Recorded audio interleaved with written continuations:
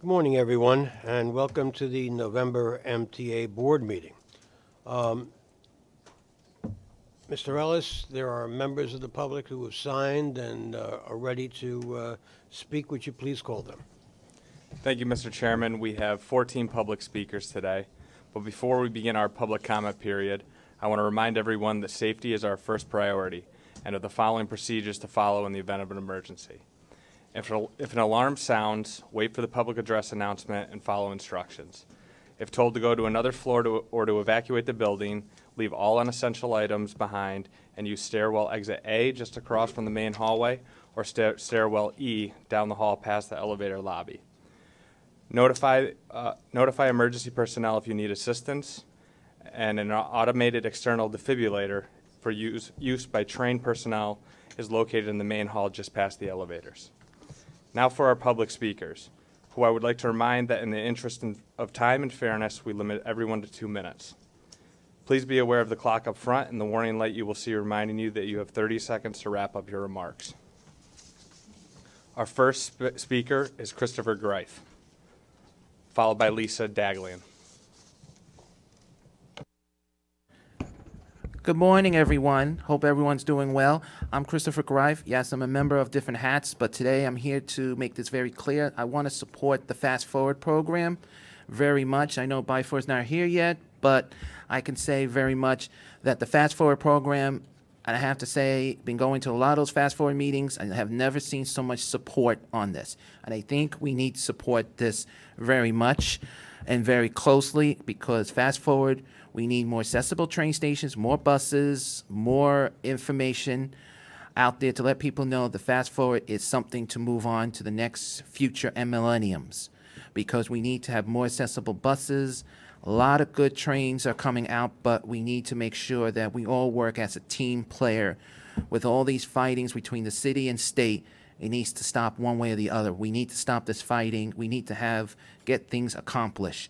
We ask that the press please also pay attention as I'm saying this clearly.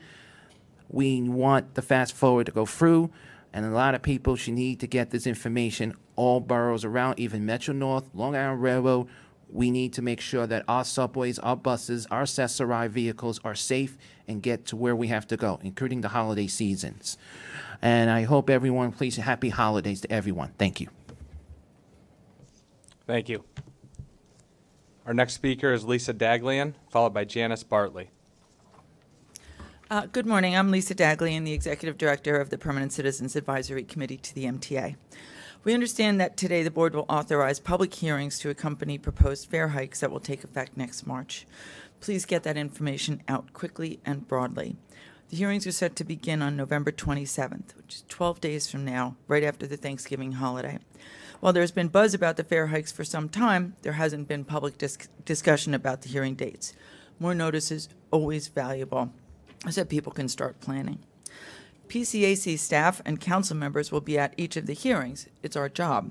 But many New Yorkers won't be able to miss or leave their jobs, and we urge you to make available as many communication channels as possible for people to weigh in. We ask that you set up video testimony booths at key MTA transit accessible locations throughout the region and create a dedicated micro website with a link to allow people to give testimony that also tells them why the fare hike is necessary. Whatever the mechanisms, and we're happy to work with you to develop them, we urge that there be as many opportunities for input as possible. And if New Yorkers are going to be faced with fare hikes, as appears to be the case, be open and honest with us. Tell us why, what else is in the works, the good, the bad, and the ugly of each proposal. New Yorkers are a cynical bunch. We want to see where the money from the fare hikes is going. Show us the money. Use this opportunity to educate us about the bigger funding issues.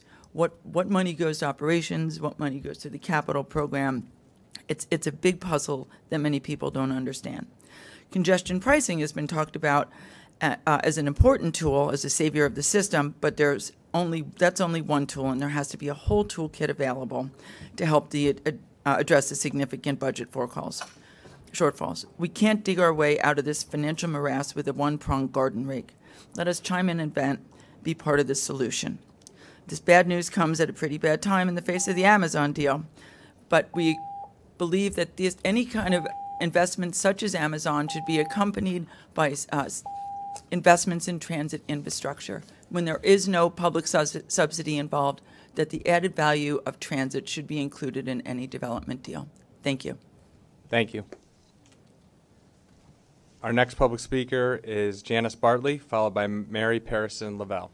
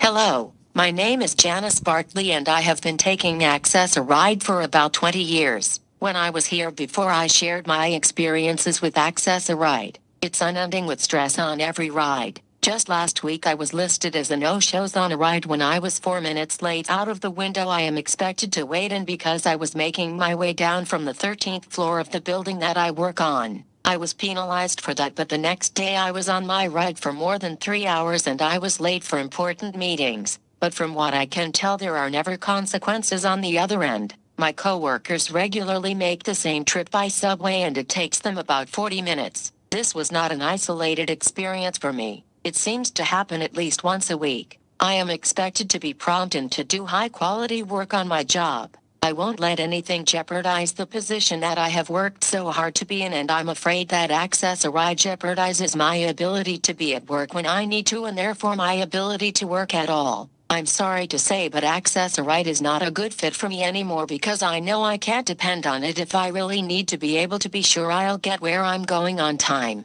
I've heard amazing things about the eHail pilot program from the people who use it, and I've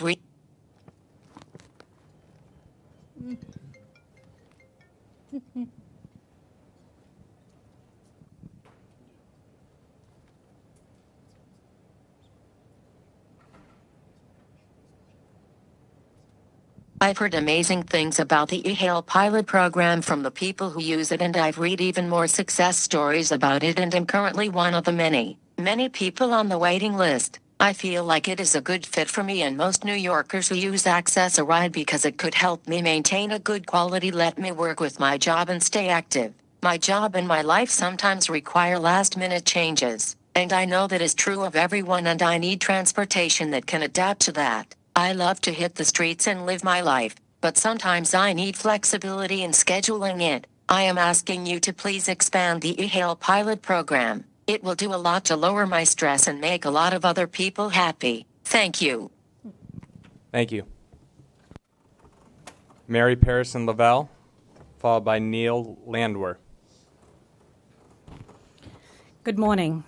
My name is Mary Parison Lavelle, Chair of Civics United for Railroad Environmental Solutions, and on behalf of CURES, I'd like to wish everyone a happy Thanksgiving. For more than a decade, our community objective has been to achieve the cleanest locomotives for the current and future health and well-being of families and workers. Our research over these past 10 years has led us to the conclusion that the Long Island Railroad's procurement process is not transparent and not science-based and lacks sufficient and engineering due diligence. Long Island Railroad's culture is so insular that it's having trouble taking the next step up to advanced locomotive technologies that can yield the greater good for both the Long Island Railroad and the health and well-being of the communities it serves. President Eng must be commended for seeking new perspectives and information through an independent investigation of the procurement. To achieve MTA Board mandates and be our good neighbor, we ask President Eng to do two things. One, please rework this procurement so it's the open, fair, competitive procurement for the cleanest locomotives the MTA, the governor, and you have promised. Since February 2018, we have been asking the MTA LIRR to increase the number of locomotives the LIRR procures for use by the New York and Atlantic Railway from 2 locomotives to at least 4 locomotives. $18 million has been appropriated, so there is enough funding. The 4 MP-15s Long Island Railroad sold to New York and Atlantic pollute like 1.2 million cars and are used day and night for yard work in our communities, harming our health. See page 2 of the handout. Funding is available. President Eng promised these MP-15s will be replaced, and New York and Atlantic Rail has agreed to replace them when Long Island Railroad provides replacements. So these 4 locomotives Ma'am, if you could please wrap up your remarks. and must be among the first to be procured. Thank you. Thank you. Neil Landwehr, followed by Councilman Yadanis Rodriguez. Good morning, ladies and gentlemen. I'd like to see a show of hands from the board. Any members here live on Staten Island? That's what I thought. Okay, so I'll move on. You know, the city and state have been dysfunctional for years, okay? But the reason I'm here is because of the Staten Island bus situation. There are the subways. The MTA is working on the subways. Why in God's name did you start a project with the buses if you've been working on the subways and you can't fix those? It just doesn't make sense. It really doesn't. The drop-off points for a lot of the people on Staten Island have been on side streets, especially the one I take, where the street is broken up completely. I doubt if any board member took a ride to Staten Island and saw the drop-off points going home when they've eliminated stops and they have a drop-off point where streets are broken up. Homeowners are complaining that people are parking on their street and thus giving punctured tires, okay, to the people who are there. I just want to ask another quick question. Why do we need recorded announcements on the buses in Staten Island? We're not tourists. You may have treated the people from Staten Island like tourists for years, which we didn't mind because you didn't care about us. Why all of a sudden did you care about us now? Did we really request the buses? And Mr. Ferrer, it's good to see you. You know, I am a baseball fanatic, and you know, when I see you sitting there on the board, it reminds me that they recycle baseball managers, coaches, and borough presidents. I want to know what's going to be done on Staten Island. I'd like to see somebody come out there. None of you came out there pre this situation. Nobody. You sit there every 3 weeks, you take our hearings, Sir, you if you listen wrap up to your us. remarks, please. Yes, I will. If you come out to Staten Island, I will be more than happy to walk you around. Thank you. Thank you. Councilman Yadanis Rodriguez, followed by Michael Walker.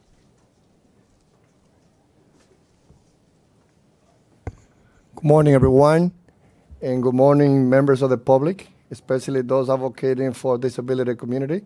We never know when it's going to be our time. So we have to be sure to work together so that all train stations will be accessible for everyone. First, I would like to thank all board members for the contribution that you do running the largest transportation system. Also, I would like to thank Fernando Ferrer for the contribution that you have done as a Manhattan Borough President, as a council member, and now in this responsibility that you have right now together with the men and women. I know that you are listening to the demand. I know that you know that there's a reason why not only members from the from Staten Island, for the 5 board are so frustrated. And we know that this is our time to take our transportation century to the 21st century. I wanted to come here with one specific ask in the name of all New Yorkers. Please don't schedule any plan for fare hike. And instead, let's focus on getting the increase of revenue that the MTA need by, one, increasing the contribution of the wealthy New Yorkers. Second, putting a real congestion plan. Third, by the MTA controlling the cost and only focusing on repair and maintenance. We believe that if we work together with the new faces and men and women going to the state, where now there's no any other excuses, but we should be able to build the support that the MTA need. And again, it should not be only one plan. We should do both plans together, increasing contribution of the wealthy New Yorkers and the congestion price. With those two ideas and suggestions, we should be able to bring all the revenue that the MTA need, and then all of you now will be responsible on controlling the cost. Hoy quiero dar las gracias a los hombres y mujeres de la MTA por el trabajo que están haciendo. Venimos a pedirle que por favor saquen de la agenda el plan de un aumento en el precio de la transportación y que en vez de eso nos enfoquemos en aumentar las contribuciones, los recursos que necesita la MTA, poniendo los impuestos a los millonarios, poniendo el plan de congestion price y que la MTA se dedique a controlar los precios para construir y que solamente se enfoque en mantenimiento y reparación. Thank you. Thank you. Michael Walker, followed by H.P. Schroer. Good morning. Sorry. Good morning, Chairman, Board. My name is Michael Walker. I am a recently retired United States Coast Guardsman and recent resident of the city. According to the Veterans Administration, there are approximately 159,000 veterans that live inside the 5 boroughs. Of those, 86,000 of them are too young for the senior citizen discount. However, access to that senior citizen discount for those veterans can be a life-changing thing. I'm retired. I receive a stipend. This isn't about me.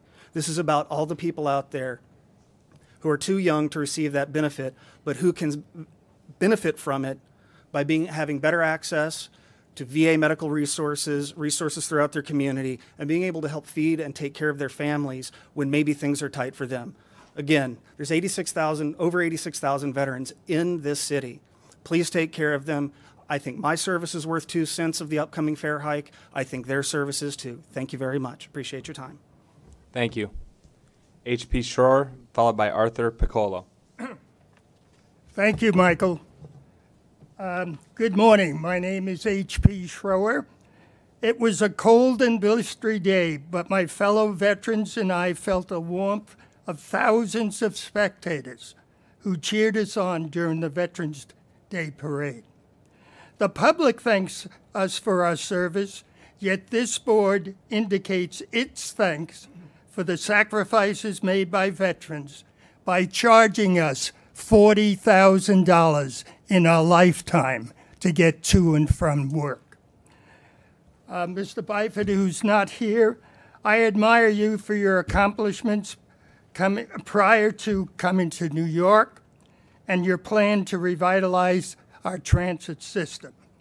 You identified the importance of having a well-trained and reliable workforce to maintain the economic vitality of the city. You recognize that veterans are an important component of any workforce, and the MTA, I commend you, you employ 2,000 of them. You, Andy, offered a veterans discount in London and Toronto. I ask you, why do your employees who are veterans travel free? Yet you refuse to give a veterans discount to other veterans. Will you meet with me to discuss how you think this can be resolved?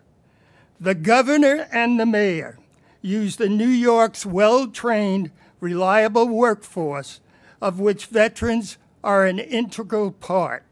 in their negotiations with Amazon.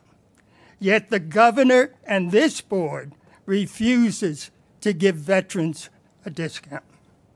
At last month's meeting, I offered a proposal for funding a veterans discount by increasing the fare by 2 cents. I've heard nothing from the board regarding this. So I ask the audience. Sir, if you could please wrap up your Heard remarks. me for a year. If you Sir, if you could please wrap up your remarks. please. Thank you. 1 minute, not even a minute. Sir, Sir, we have a number of public speakers. I ask the audience, if you feel a veteran service is worth 2 cents and should be given a Sir. discount, please raise your hands. Thank you. When will the board raise their hands? Our next public speaker is Arthur Piccolo, followed by Johanna Klemenko. Piccolo. There are many potential poor or mediocre choices to be the next chair of the MTA. The good news is there is one best choice to take on that position. This individual has an impressive record of success in the private sector here in the New York region. This individual likewise has a proven record of success in leadership positions in the public and quasi-public sectors here in the New York region, combined with tremendous intelligence and an innovative approach to problem solving, all of which has resulted in this individual being widely known, respected, and admired among the powerful and influential both inside and beyond government. And this individual is highly articulate in speaking to the media and the public. Most of all, this individual has a true passion for public transportation. This individual is already a member of the MTA Board. I know that Scott Reckler will easily be the very best choice to be the next chair of the MTA. More importantly, I think Governor Cuomo knows it and that you, the members of the MTA Board, know it. I have no way of knowing if Mr. Scott Reckler would accept the position, except that if he is true to his record of achievement, true to his tremendous interest in the future of this region, and his passion for improving New York City transit and the region's transit, that he would definitely accept. And that is why I hope that you should hope, and that we all should hope, that the governor chooses Scott Reckler as the next chair of the MTA. Thank you. Thank you. Joanna Klemenko, followed by L'Oreale Christie.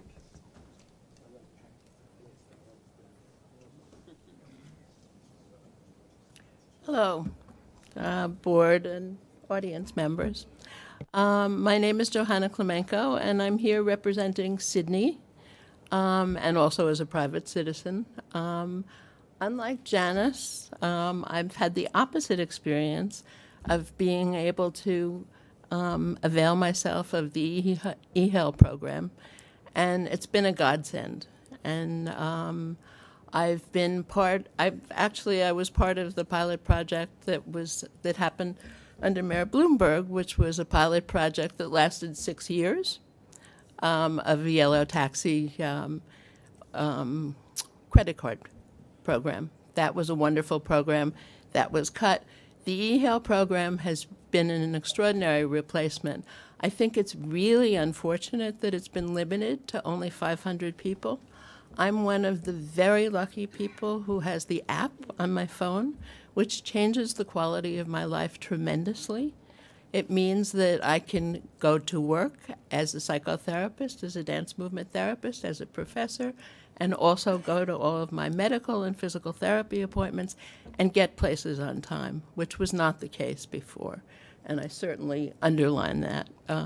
I actually have been an accessoride passenger for over 8 years from dance therapy and gendered injuries. I took regular accessoride vehicles for a week before I realized it was an impossible way to travel.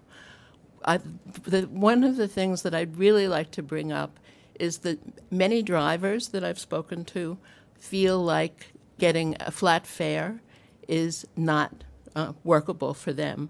I think this program is so indispensable and such a dramatic improvement over regular accessoride that pennies should not be pinched paying drivers a flat fare when they're traveling during rush hour.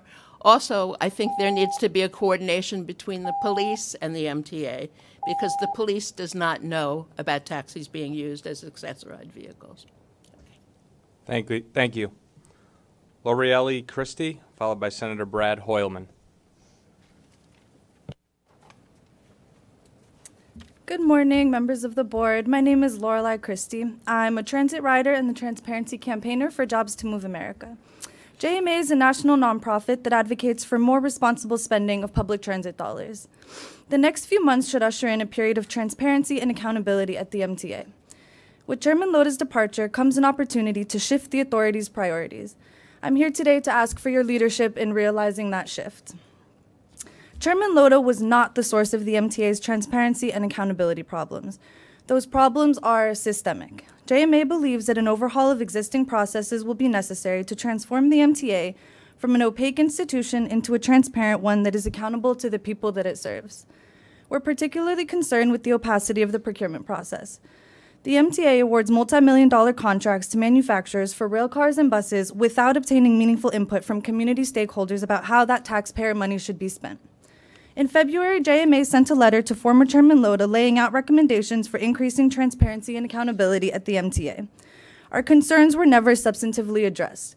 I would like to highlight a couple of issues we identified in that letter as they remain relevant today. First, the board regularly approves huge procurements based purely on information provided by staff that is not available to the public. Little to no discussion of procurements or the public comments related to them takes place during public board meetings.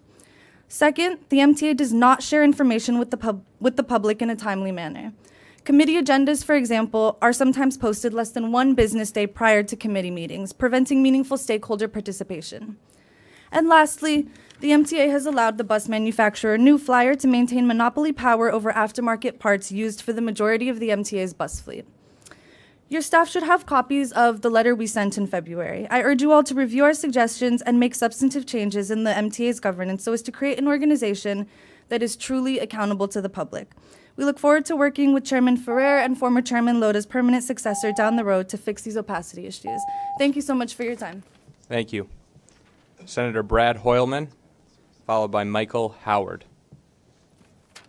Thank you. I'm State Senator Brad Hoylman. I represent parts of Manhattan, including the west and the east side, and virtually the entire length of 14th Street, where, of course, the L train shutdown is to occur in April. I wanted to first thank New York City Transit for committing to ambient air quality monitoring along 14th Street. We're looking forward to getting some baseline readings and understanding how the over 100 diesel buses will impact our local environment and public health. Secondly, I wanted to urge the board not to consider any fare increases until you've developed a plan for revenue sources. I look forward to working with you in Albany on that, whether it's congestion pricing and other revenue. I think riders need to know that the state is putting up money if they're going to be asked to have increased fares. And then finally, I want to urge the board to continue to look at alternatives to diesel, whether it's RNG or electric. The question is, why are other cities and China eating our lunch when it comes to electric buses? We only have a handful in New York City. We need more, and I want to help the MTA do everything it can to explore other options. Thank you very much. Thank you. Michael Howard, followed by Malin Mehta.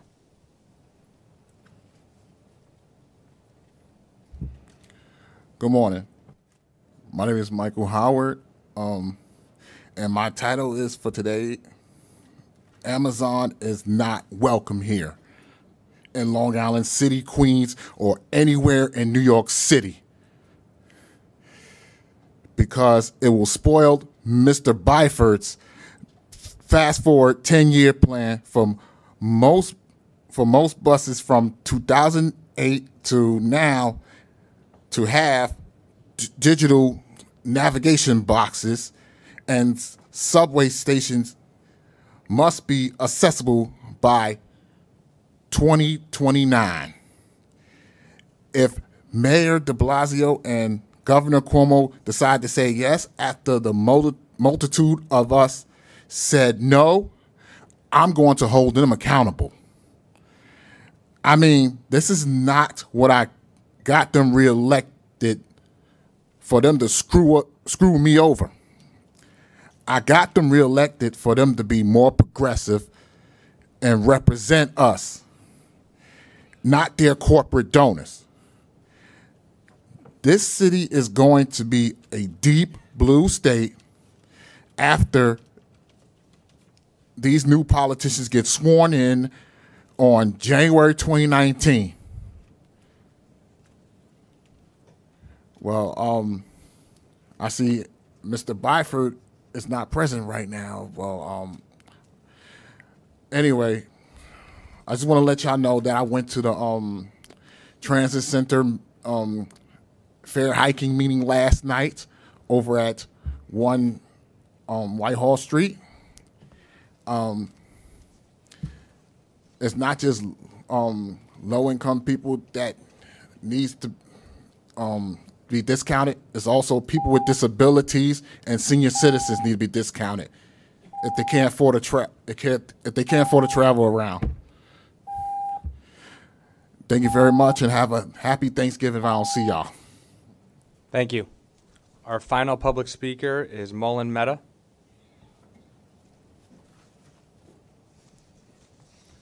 Good morning, and thank you for giving me the opportunity to testify. My name is Mullen. I'm a senior associate at the Regional Plan Association. The news of Amazon coming to Long Island City creates an even greater sense of urgency about our transit crisis. We need to invest immediately to fix our subways, buses, and commuter rails. To do this, we must see congestion pricing pass in 2019, and we need every MTA board member and elected official in Albany to prioritize the issue. But securing more revenue in Albany will require that the MTA build goodwill with riders to ensure them that every dollar will be spent efficiently. Andy Byford's Fast Forward plan is a good step, and we continue to ask the MTA to consider these other options. 1, the MTA could provide frequent updates on what they are doing internally to reduce costs of projects and enhance customer service and communications. 2, the MTA could lay out a process for how it is going to engage communities in spending decisions. For example, what will be the process to decide on how any new revenue will be spent and where it will be targeted. Finally, we eagerly await the recommendations from the MTA Sustainability Advisory Working Group, expected by the end of the year. We hope they provide more detail on the specifics of a revenue package and MTA cost containment proposals. Thank you. Thank you. Mr. Chairman, that concludes our public comment period for today. Thank you, Mr. Ellis. Let me thank all the members of the public, including our elected officials who came and shared with the board.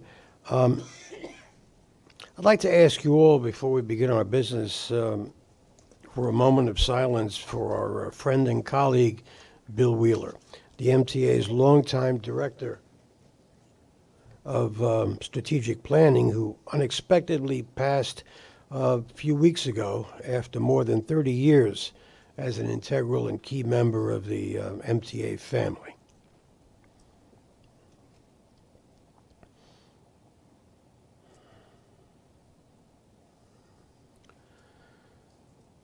Our deepest condolences go out to his son Will and daughter Joanna and the entire Wheeler family. Thank you. Most of you know that this is my third time around this track. This time, though, is different, and the stakes are higher than before.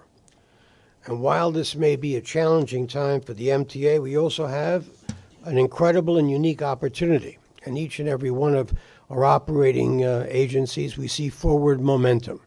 You heard at committee meetings Monday that daily performance is improving pretty much across the board. There's a long way to go, but the arrow is pointing in the right direction. In addition, board members have led in making our system more accessible to everyone, developing cost containment initiatives, and reforming procurement in a way that the MTA never has before. That is due in no small part to Chairman Loda's vision and his drive to change the culture at the MTA.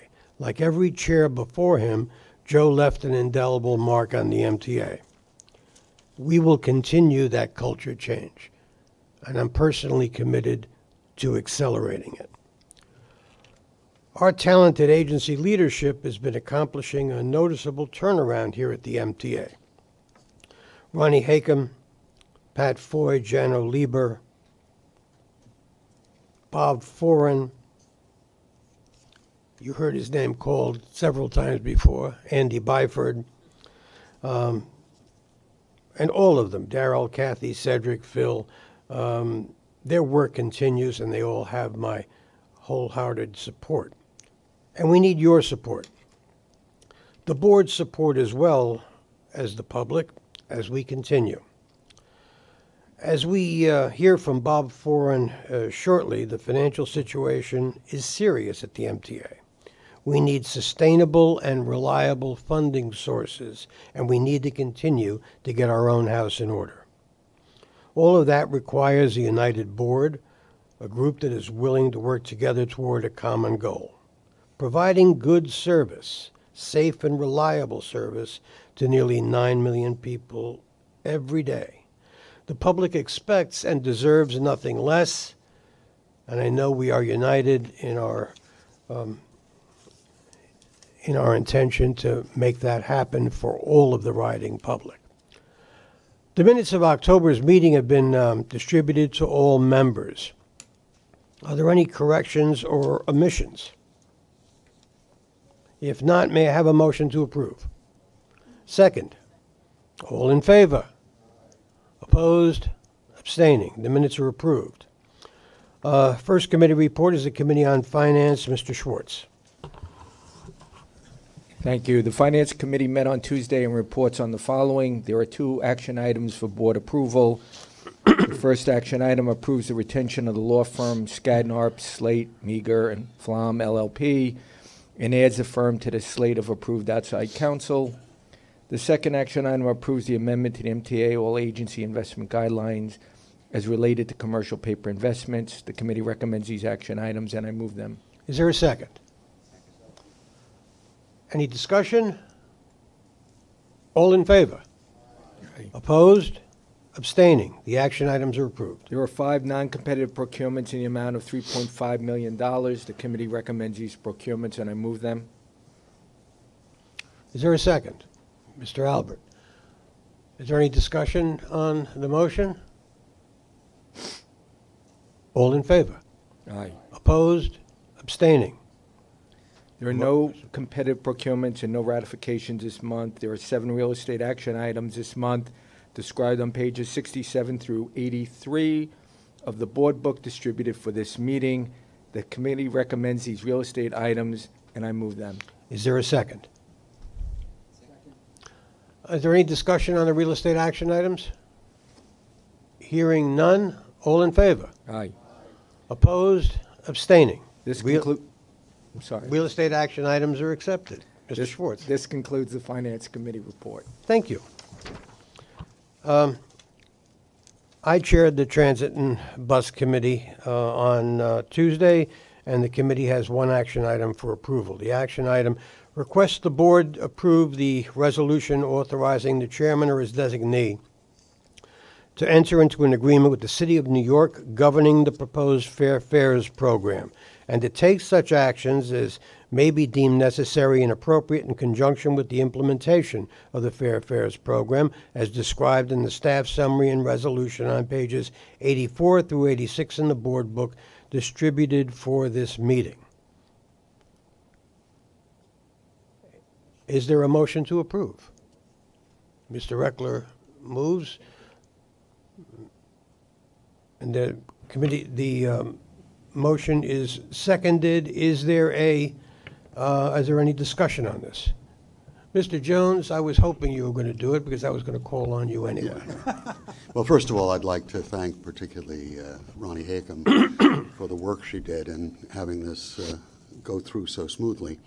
I do want to raise a concern that I've discussed at the committee meeting and the rest, that it's, at the moment, this is limited apparently to a 7-day fare and a monthly fare. At a presentation to this board some months ago, I remember a presentation of the distribution of how riders purchase their fares. And while few purchase the single fare, many, particularly low-income people, get the round-trip fare. I've gotten sort of different messages from the city and from here as to why that has to be the case. Essentially, the Transit Committee, it was indicated that the city demanded this provision.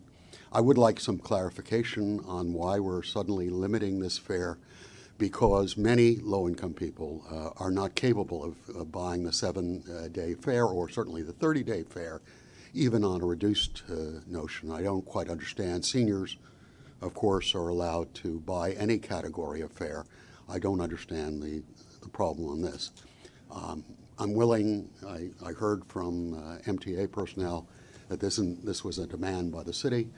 I'm getting sort of flipped back and forth on this. But after saying all that, I just do want to strongly endorse what's going on here. We think it's a major move forward for low-income riders. Thank you. Mr. Jones, the memorandum of understanding is what it is, and I know our managing director, Ronnie Hakem, will respond to your inquiry. I would respond by saying glad to continue working with Commissioner Banks to see if there are alternate arrangements that can be offered under the program. We want to be as flexible as possible. Thank you. Okay, is there anyone else? Commissioner Trottenberg. I think just to answer a little bit of David's question, my sense is there was a huge desire to get the program up and running quickly with the dollar amount available. The thing that I think made the most sense was to do the 7 and the 30-day. And I think the 7-day pass now, right, it's $16, be $16 unlimited rides. And I think from the city's point of view, we're going to get the program up and running. We'll see how it's working. We'll examine it. We'll continue to adjust as needed. And obviously part of this is also a discussion with City Council about how this program will continue to grow. Okay. Is there anything else on this? Are we ready for a vote? All in favor? Opposed? Abstaining? This passes. There is one non-competitive procurement for New York City Transit for $3.2 million on pages 92 to 93 of the board book distributed for the meeting, and the committee recommends this procurement, and I move it. Is there a second? Is there any question or comment? Hearing none, all in favor? Opposed? Abstaining? This procurement is approved. There is one competitive procurement for New York City Transit for $1 million on page 94 and 95 of the board book distributed for the meeting. The committee recommends this procurement, and I move it. Is there a second? Any question or comment on this procurement? Hearing none, all in favor? Opposed? Abstaining? This procurement passes. There's one ratification for New York City Transit for $5.8 million, and that's found on pages 96 through 98 of the board book. Is the motion? There a second? Any question or comment on this ratification? Hearing none, all in favor? Opposed? Abstaining? The ratification passes. Now I'm happy to call on Dr. Metzger for the Metro North Railroad Committee report. Good morning, sir. Welcome back. The Metro North Railroad Committee met on Tuesday, and I report the following. There is one competitive procurement for $2 million described on page 103. The committee recommends it. I move it. Is there a second? Second. Any questions or comments on this? Hearing none, all in favor? Thank you. Opposed? Abstaining? There's one ratification for $517,000 described on page 106. Committee recommends the ratification, and I move it. Is there a second? Second. Do we have any questions or comment on this ratification? Hearing none, all in favor? Aye. Opposed? Abstaining? The ratification is approved. We have no non-competitive procurements, and so this concludes the Metro North Railroad Committee report. Thank you. Thank you, Dr. Metzger. Long Island Railroad Committee, Mr. Pally. Good morning, Mr. Chairman. The Long Island Railroad Committee met on Tuesday, and I report the following. There is one competitive procurement for MTA Capital Construction for $2.1 million. The committee recommends this procurement, and I move it. Is there a second? Any question or comment on this procurement? Hearing none, all in favor? Aye. Opposed? Abstaining? This procurement is passed. There are two, I'm sorry. I'm sorry. Mr. Merdler abstains. That'll be noted. Thank you. There are two ratifications for MTA Capital Construction for $4.2 million. The committee recommends these ratifications, and I move them. Is there a second? Any question or comment on this ratification? Hearing none, all in favor? Aye. Opposed? Abstaining? Ratification passes. There are no non-competitive procurements this month, and this concludes the Long Island Railroad report. Thank you, Mr. Pally. Bridges and Tunnels Committee, Mr. Merdler. Mr. Chairman, the Bridges and Tunnels Committee met on Tuesday, and I report the following. There are 4 competitive procurements this month for $61.7 million. The committee recommends these procurements, and I move them. Is there a second? Any question or comment on these Bridge and Tunnels procurements? Hearing none, all in favor? Opposed? Abstaining? The procurements carry. There are no non-competitive procurements and no ratifications this month. This concludes the Bridges and Tunnels Committee report, and I thank you. Thank you, Mr. Merdler.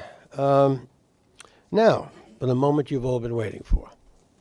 Our CFO's presentation on the 2017 MTA final proposed budget and November financial plan for 2017 through 2020, as well as any fare or toll proposals. Now I'd like to ask our CFO, Bob Foran, to make the presentation, as well as Deputy Chief Compliance Officer Monica Murray.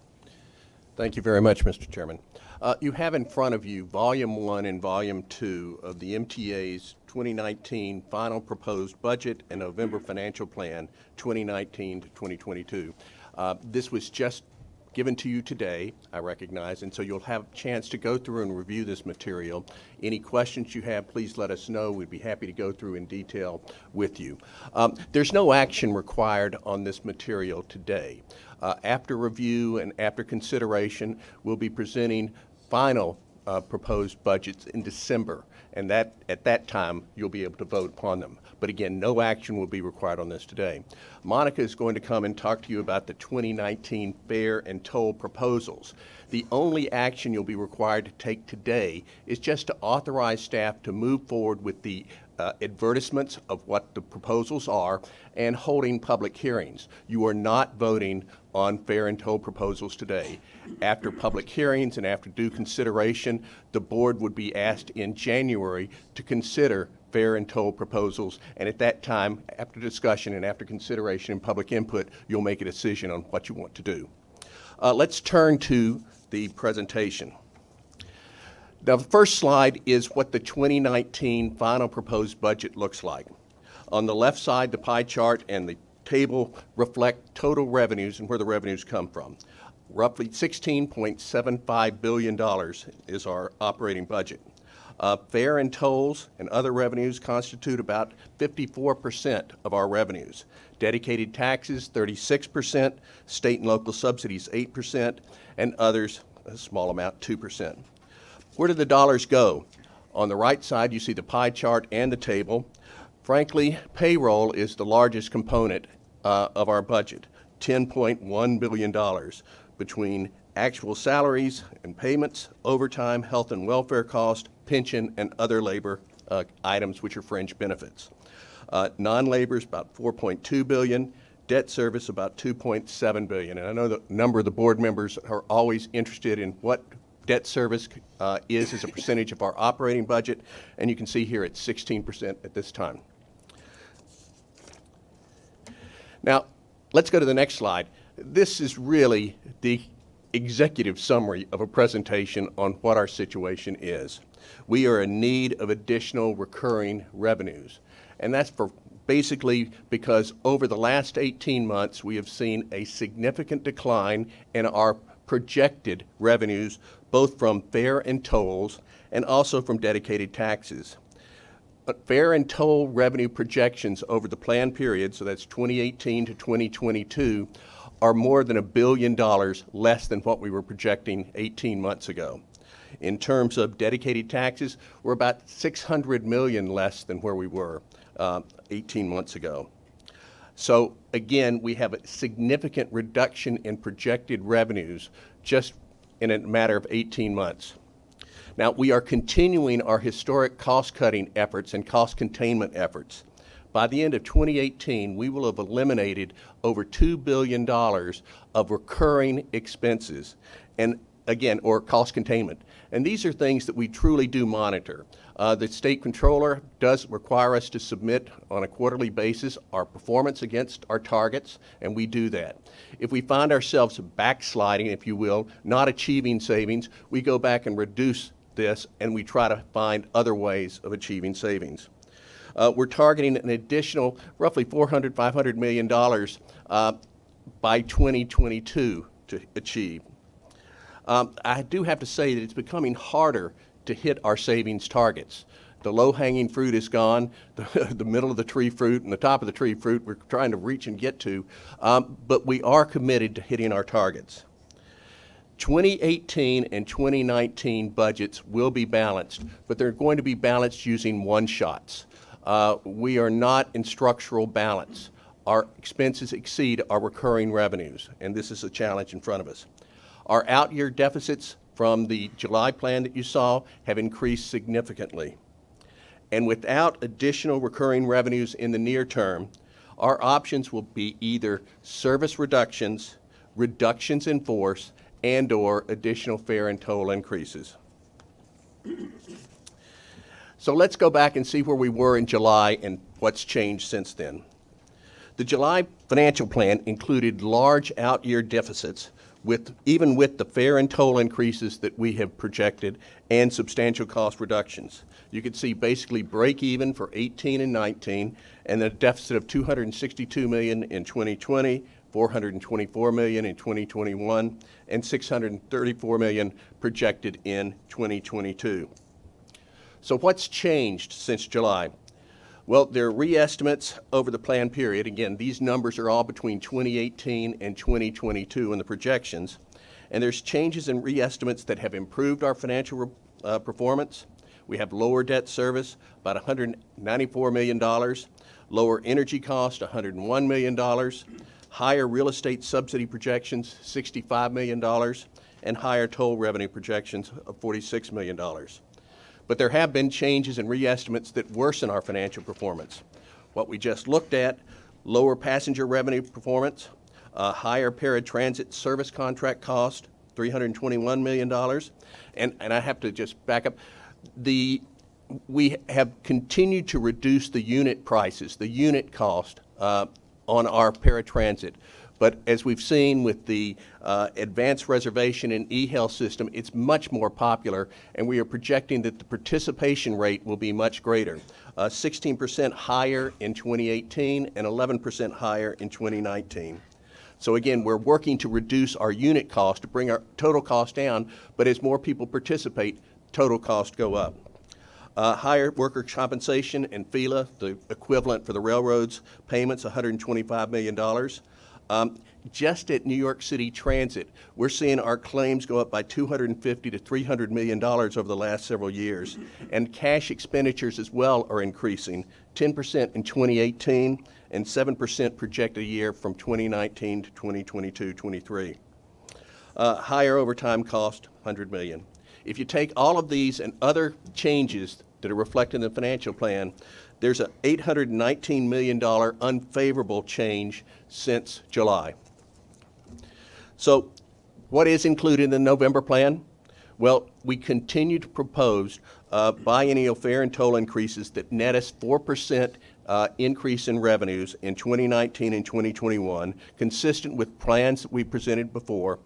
And I should point out that if you compare that 4% revenue increase in 19 and 2021 over the two the two-year periods, it's less than the projected inflation rate, which is 5.3% and 4.7% in 2019 and 2021. Since February, we had a number of unidentified savings targets to achieve. Well, we've identified $1.9 billion of those initiatives. We continue to maintain major investments from prior plans, including maintenance of the Subway Action Plan that will be funded by Phase 1 of the congestion pricing for-hire vehicle fees that were passed. We continue to have investments in maintenance and operations costs or expenses of $216 million over this period. And as I said, we are projecting that we will be balanced in 2019 using one-shots, but the deficits in 2020, 2021, and 2022 have increased to $510 million, $816 million, and $991 million, almost $1 billion. Slide 6, I've just laid out some of these additional investments that we're making in maintenance and operations. Again, $216 million over the plan period. Slide 7 compares our results as we are projecting them now in November versus the July plan. So again, in each year, you see the left bar, the shaded bar, is the July plan. The solid bar is what we're projecting now. So again, a slight improvement in performance in 2018 and 2019, again, relying on one-shots, but you can see the dramatic, significant increase in the deficits in 2020, 2021, and 2022. Now, I said we are using one-shots to balance our budgets this year and next year. We actually used one-shots to balance in 17. So we have not been in structural balance from 2017 and projected into 2019. But what were the one-shots that we're using this year? Well, in the July plan, we drew down half of our general reserve. If you recall, we put aside 1% of our operating budget every year as a general reserve to handle unexpected expenses or shortfalls in revenue. We drew down $80 million in July. We're taking the balance, $80 million again, at this time. We have used and swapped out some of our pay-as-you-go capital to offset some revenue reductions. We have put a freeze on filling all non-essential vacancies, and that's adding $54 million. Other restrictions on non-essential spending, including travel, memberships, and non-revenue vehicle purchases. We had a slight positive cash balance at the end of last year that, as we are allowed by statute, we rolled over into this year of $27 million. And we've drawn down some of our inventories that we have not replaced. In 2019, we're continuing the non-essential spending restrictions, including the non-filling of non-essential vacancies, $115 million. We will have effectively a favorable balance, as you saw on that prior chart, which was basically most of the reserve that we're effectively rolling into next year. And we have excess collateral for our fuel hedge that we are now going to take into the operating budget. As I mentioned, we continue to address our cost. And this is a historic cost-cutting effort. This chart shows by financial plan each year in November how we have raised the targets that we've tried to achieve. And the solid lines show where we have, in fact, achieved our targets. And then you can see where we're still trying to go. And as I said, by 2022, we are targeting to achieve almost $2.5 billion of annually recurring cost reductions. On the next slide, we've identified $2.1 billion worth of new initiatives since February. That's $1.9 billion, as I said earlier, of recurring, and then $200 million of one-shots. The height of these, this chart shows the same information in two manners. There's the bar chart on the left side, and then there's the table on the right. So you can see it's the same information. In 2018, we had a remaining target of $264 million that we were trying to achieve. And again, we were trying to achieve recurring annual savings. We didn't get there. You can see the bar hits the target, but the upward sloping shading and the 129 at the bottom are recurring savings that we identified that will carry through into out years. but we had to do $141 million worth of one-shots. And these are different one-shots than what we used to close our budget. By that I mean we either canceled projects, we deferred projects, we put things off. But we needed it to be able to hit our targets, and again, the targets were built in to our operating results. You can see in 2019, recurring savings are projected $381 million, a small amount of one-shots, again, $36 million at the top of the bar. But right now, we're still $123 million short in achieving those. And that's what the red shows across the bottom of the bars on the left. So 123 million is our target for next year. We have to hit 58, 82, and 86 each year going forward. So again, we've made significant progress, but we still have targets for which we have to identify cost savings initiatives. Now, I do want to point out there is in 2020, 2021, and 2022, you see kind of a 37 million, 41, and 41 million. Those are service guideline adjustments.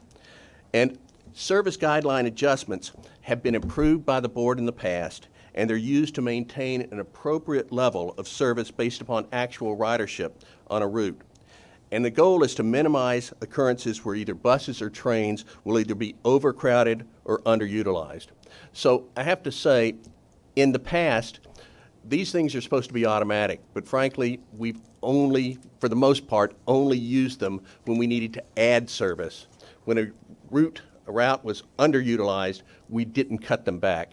Right now, we're going to cut some of those back. So what it really means is you're going to increase headways, either on a bus route or on subway service. This is going to help save money. It's about $41 million, as you can see, going forward, beginning in 2020, $10 million on the subway, and $31 million on buses. Now, the next slide, those red bars at the bottom of the two charts before, if we don't achieve those targets, if we don't identify initiatives for those targets, you're going to see that the deficits are going to come earlier and the deficits are going to be bigger. On the next slide, if we don't put in place the fare and toll increases that we are projecting, the deficits will increase significantly. And you can just see, I mean, topping out at $1.6 billion by 2022. At the bottom of the chart, I'm pointing out something that relates to discussions that we've heard at public comments this morning and we've heard elsewhere. Some are saying, why don't we delay the implementation of the fare and toll increase this year?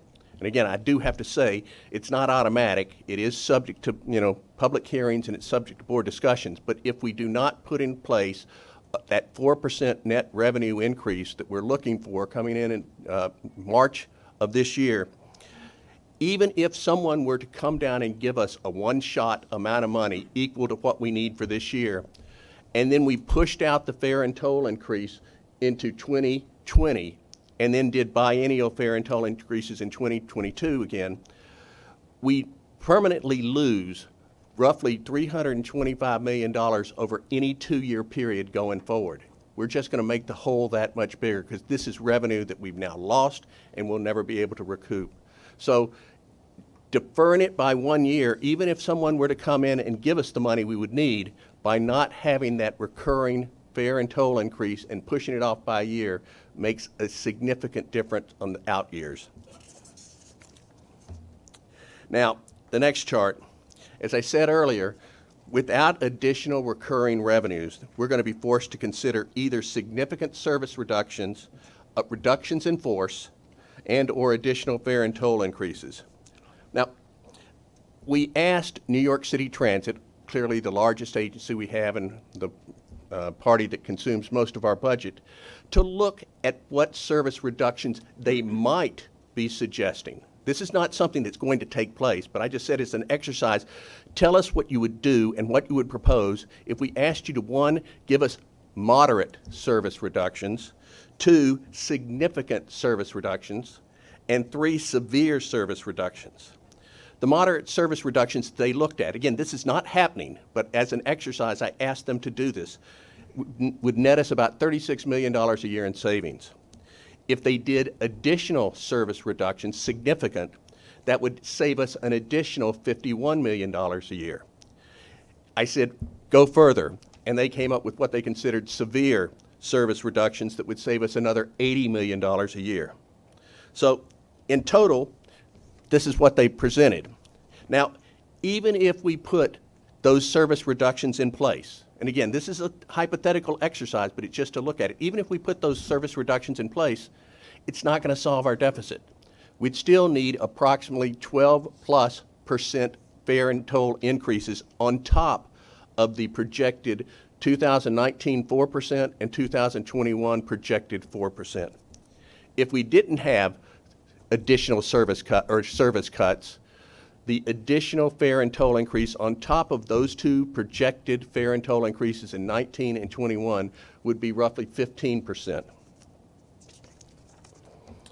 So we just showed this graphically on the next slide. You can see with those projected potential hypothetical service reductions, you can see how it doesn't address the deficit. We still, as I said, would require additional fare and toll increases.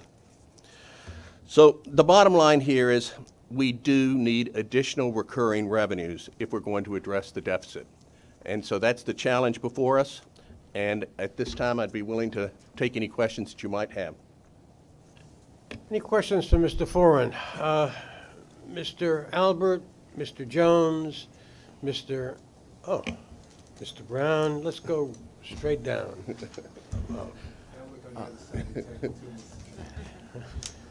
I'd like to ask a few questions. Let's start about with those three. The service guidelines and/or reductions. In the case of buses, is it fare box revenues that are used to determine ridership on buses, or will they be visual observations? Because as you and I both know, considerable amount of people come through the rear door. Yeah, I believe this is visible. This considers both paid and unpaid, trips. All right, and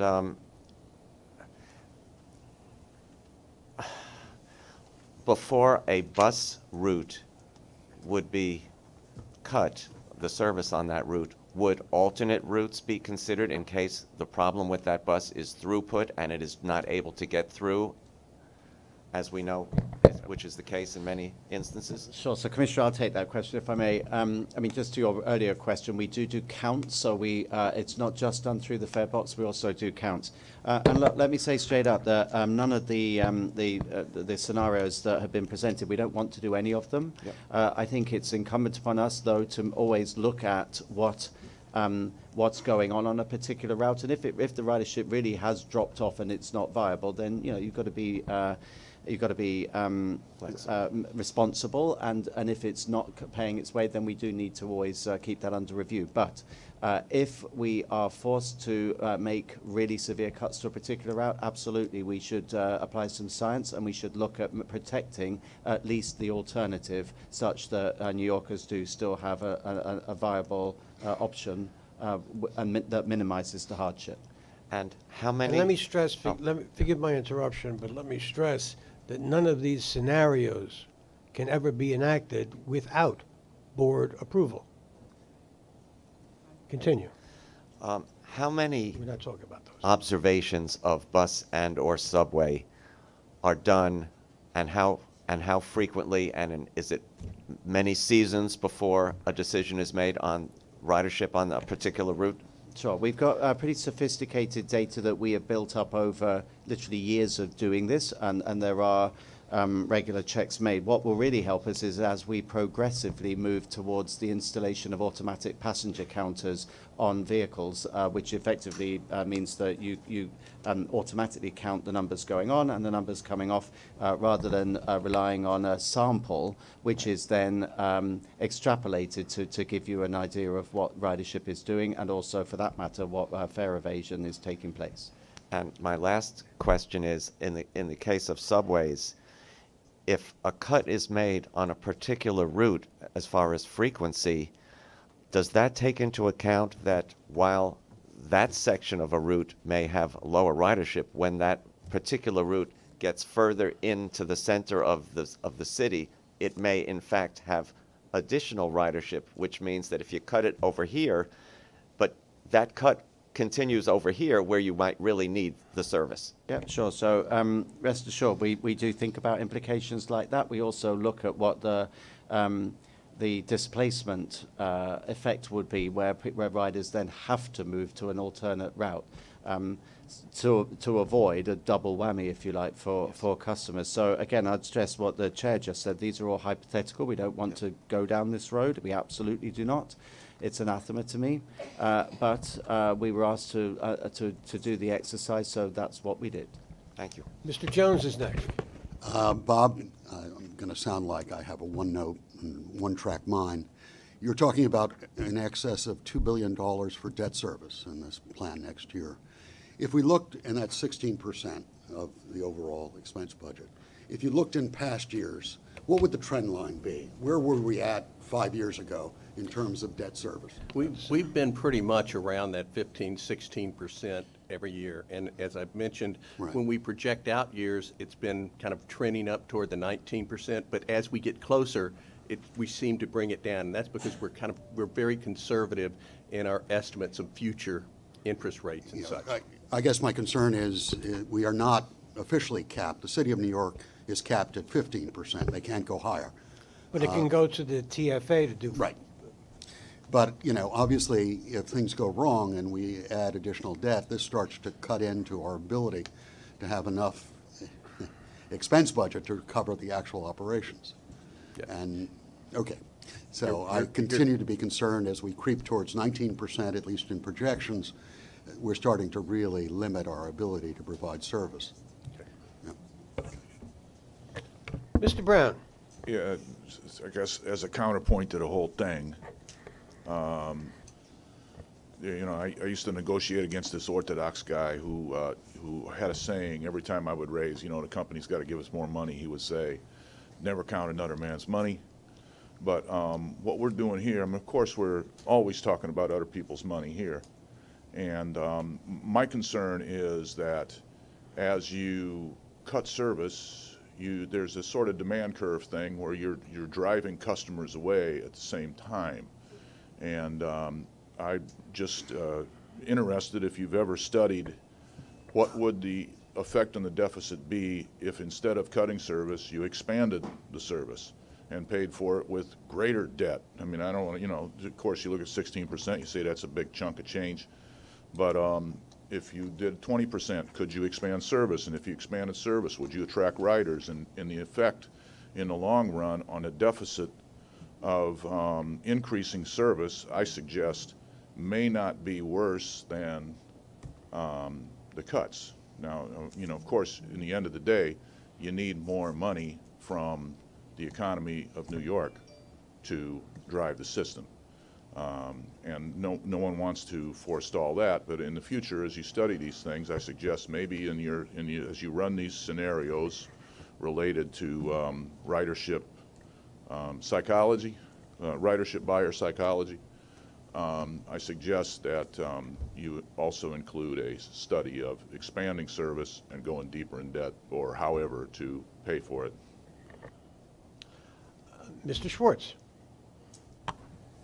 Thank you, Mr. Chairman. Just to Bob's point, service should be based on need, not based on budgetary things. So if there's no need, there should be no service. And if there is a need, there should be a service, and not use service as a way to plug a budget deficit.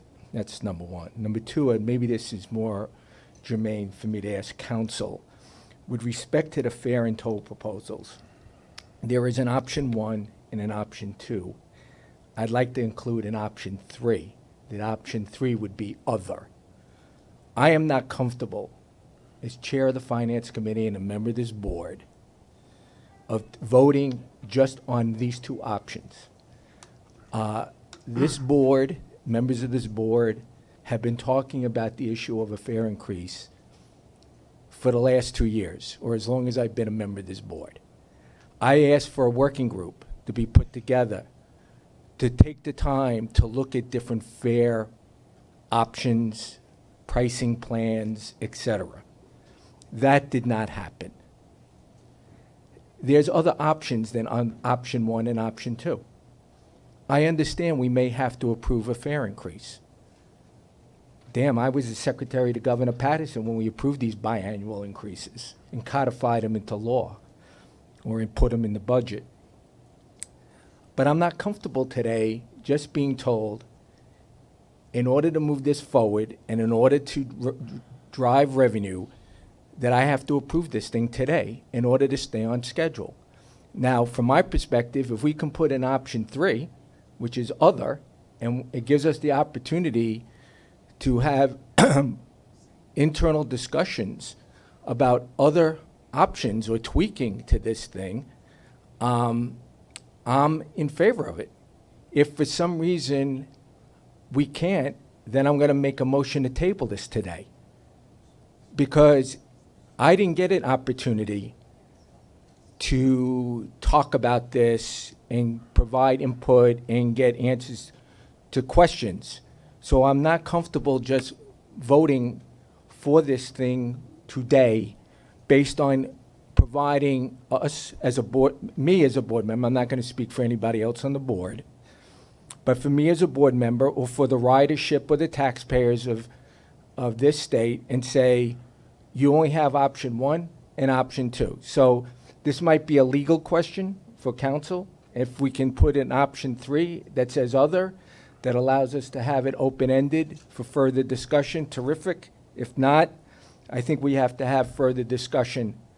And in the future, maybe we'll be able to talk about things of this importance early on in the fiscal year, so we don't get to a point with 1 month to go in the fiscal year having to have these difficult conversations. The other thing I want to raise,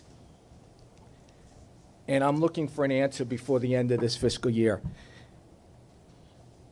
In meeting after meeting, and when we have conversations about the agency's fiscal situation, there's been a number of, or repeated times, about declining ridership. I want to challenge that premise. And the agency needs to prove that that premise is accurate. Members of this board, including myself again, have raised the concerns and issues of fare evasion. There's been discussions in meeting about significant and serious fare evasion regarding New York City buses. I am not an expert. I don't know what the problem is, people sneaking on the back, whatever it is, but I'm sure there's plenty of fare evasion with the New York City subways or other modes of transportation. Between the MTA police and MTA staff, I gotta believe there's a way to figure out what is going on and how significant that is, and whether it's, and come to the conclusion that it's not a declining ridership issue, it's a fare aversion problem. We have the same number of riders, maybe even more. The problem is people are not paying. And that is not fair to the people that are paying. And they shouldn't be required to shoulder more of the burden until we really understand if there's a problem, how big the problem is, where does the problem exist, and what is the solution to fix it. And again, we've been talking about this for a very long time. I haven't heard an answer. Even if the answer was, we can't figure it out, that would be at least an answer. We've got no answer.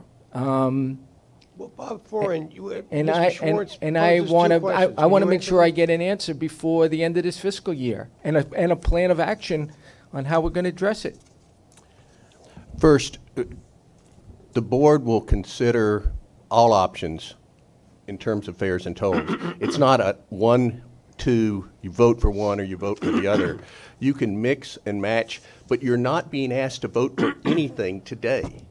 We are just putting out for the public kind of 2 proposals so people have something that they can think about. But when it all comes down to it, this sets the outside of what we can do. You could do anything less than what these proposals, you could mix the proposals, you can do anything. But the most important thing is there is no vote on a proposal today. We're just asking the board to authorize staff to go forward and to advertise that there will be hearings, to hold hearings, and then we'll start the process. So the board will have a lot of opportunities to talk about other options. This, again, is just establishing the upper limits of what could be done for a fair and toll proposal. It's not saying you couldn't do less. It's not saying you could turn it down. You can do anything you want, but there is no vote today.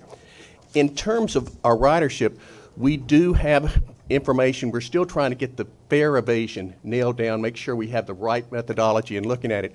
But there's 4 things that are going on right now with our ridership. First, we've shown charts where it shows what time of day ridership trends we're seeing. And since we started the Subway Action Plan last summer, we've seen nights, late nights, and weekend have a dramatic reduction in ridership. Yeah, we're the GOs when we're doing the work. When we're doing the work, the system isn't running in those lines, and so we're not having the ridership. We're also seeing a significant competition with the for-hire vehicles, Uber and Lyft. People are opting out because it is attractive, particularly the multi-ride Uber and Lyft, the VIA type things, the shared rides. Fare evasion is an issue, particularly on the bus.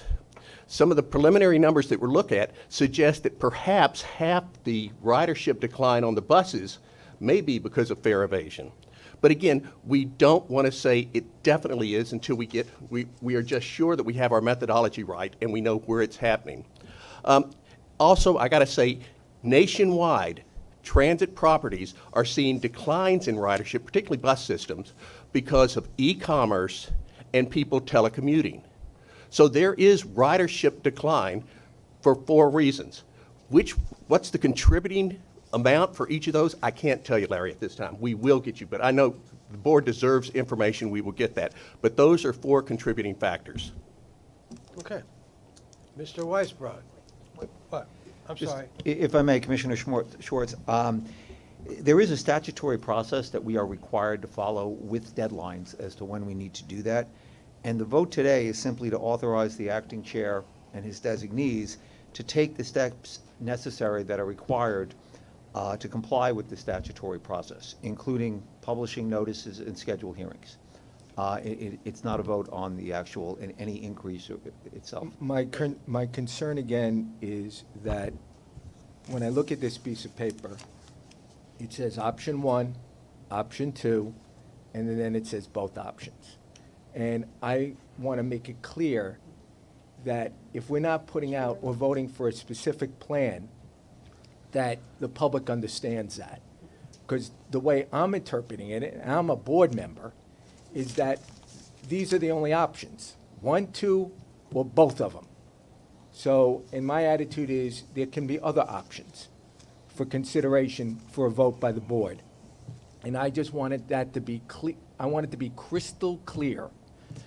No Amazon pun intended, or Crystal City, whatever it was. So that if we're going to take a vote today and we're going to pass something, we're just approving, allowing the process to move forward and not any defined fare option or fare increase.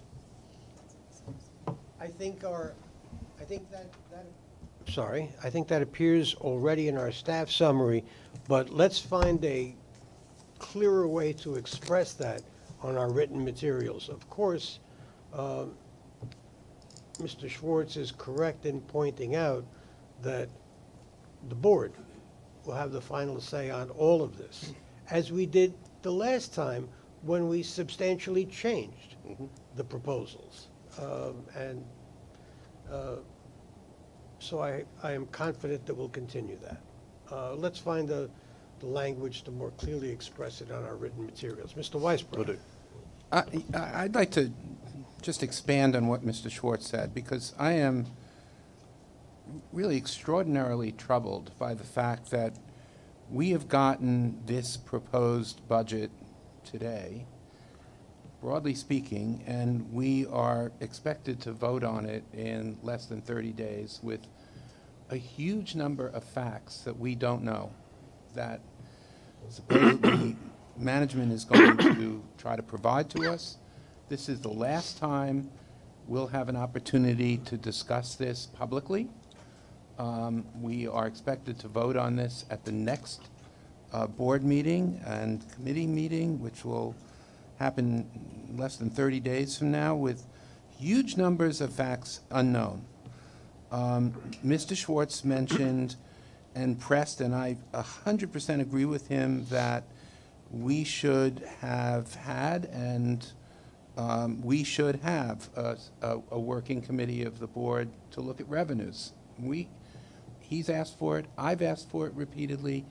It hasn't happened. And now we're being asked in a very compressed period of time to discuss, to vote on this budget, and between now and 30 days from now, recommend whatever changes and modifications to this budget we may suggest in a way that is unclear how we can even do that as a board. We don't know. Mr. Ferran has said there's a lot of one-shots in this. We haven't seen yet or been able to go through this document the first time we're seeing this as to what those one-shots are, what extent they're service cuts, to what extent they're administrative cuts.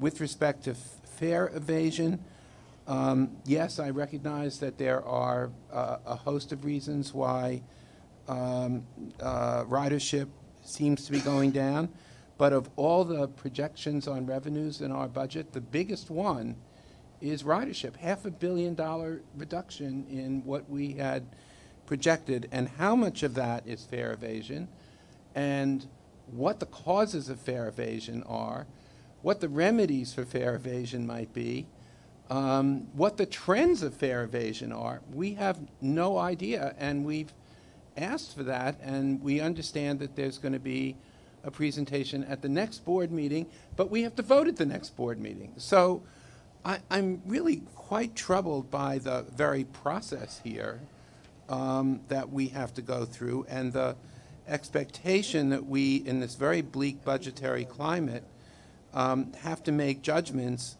without knowing facts in advance that we can discuss, and trade-offs that we can discuss within the service area. I recognize that there's a revenue challenge. To some extent, that's beyond our control. To some extent, perhaps within our control. But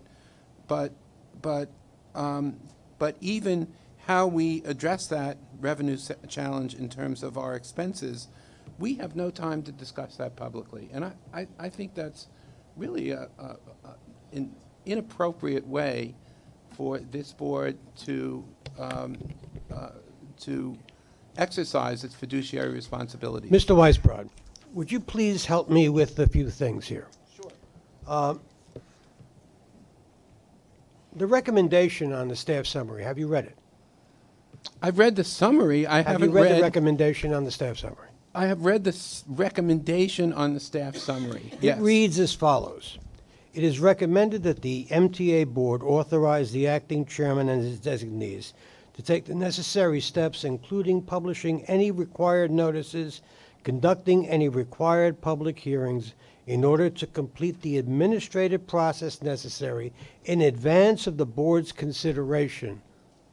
You know the rest. I do. And that, as I understand it, is directed, as Mr. Schwartz indicated, to hearings on fare increases. And I totally agree with him that we should be looking at fare increases more broadly than simply an option 1 or 2. But beyond fare increases... It is to begin the process, is it not? Yes, but I'm talking about issues beyond fare increases. We have a whole host of things that we have seen. We haven't even had an opportunity to see it for the first time today, and we're expected, separate and apart from fare increases, to vote on a budget in December. And as far as I know, except for public hearings on fare increases, there are no other public meetings scheduled.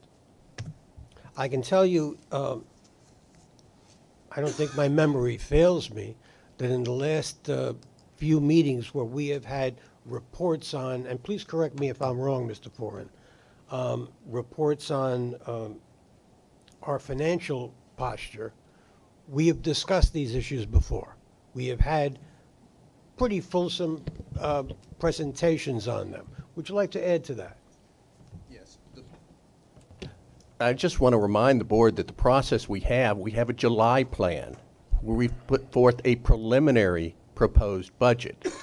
The story we told in July is the same story that we're telling today. We have a revenue issue. We've been talking about declining ridership. We've been talking about declining dedicated taxes because of certain performance in the economy. We heard you. We had discussions. We removed things from this final proposed budget that the board objected to, or we delayed things that the board objected to. So every single month, we've had an agenda item that said discussion of the financial plan. So it's always been there that we could do it. But that's why we have a July plan where we put forth a preliminary budget so that it can be discussed. And we have had briefings with all the board members where we went through items that are included in this proposed budget. And we've made it clear that we're there to respond to any questions that board members may have. So there is a process that's in place. It starts 6 months, in the middle of the year. So again, to say that no one knew anything about it, I don't think so. If I just can respond to you, Bob, I'm not saying nobody knew that we were facing a budget challenge, and nor am I saying that nobody knew what certain areas of either service reductions, one-shots, or increases would be. And yes, there have been items that were presented last month that we said, well, wait, we've never seen these before, and they were withdrawn, and we don't even know what was substituted for them. We just don't know. We are getting this today, and many of the questions, including, and I want to emphasize the question of fare evasion and the impact of fare evasion, what it means, where it's coming from, and the like. As Mr. Schwartz said, we've been asking for a long time, and we haven't gotten any answers to that. And so it's very hard to vote on the specifics of a budget when we're seeing it for the first time and being asked to make a decision 3.5 weeks from now. Ms. Vanterpool. I'll get back to that side. I just briefly, I have 3 questions, 1 comment, but I want to very briefly respond to your comment, Bob, about the July financial plan, because while that was provided to the board, we had board briefings right before the financial plan was shared publicly to both the board and the public at large on the same day.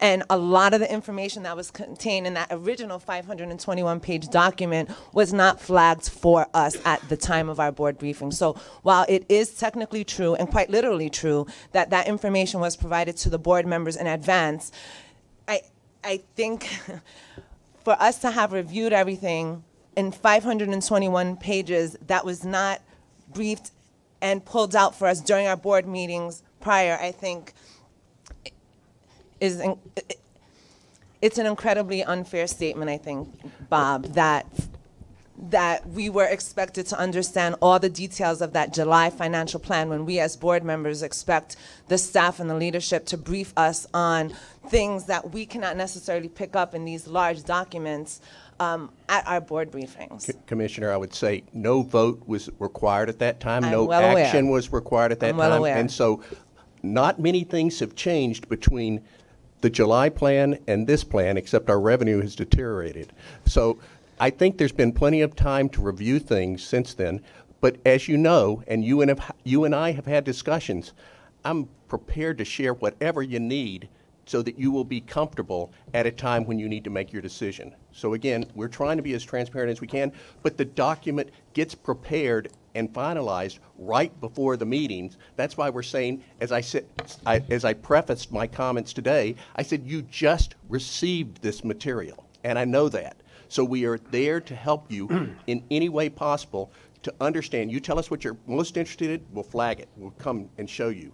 But this process started in July. And I don't dispute that. In fact, you and I just had a brief conversation earlier before this meeting about material that had been asked for that you will then supply to me, and I hope to the remainder of the board about the changes between the July financial plan and the November plan.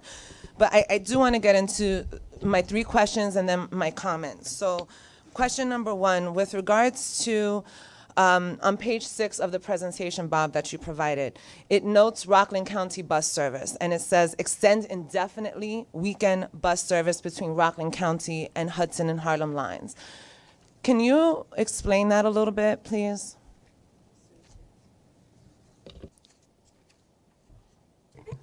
No, I'm sorry. I think that's for the railroad.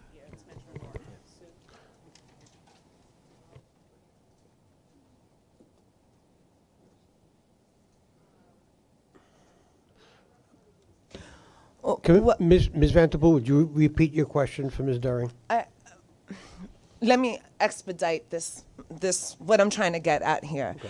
In November 2016, this board approved supporting bus service in the Tappan Zee I-287 corridor, right, between Rockland and Westchester counties, which is what this is referring to.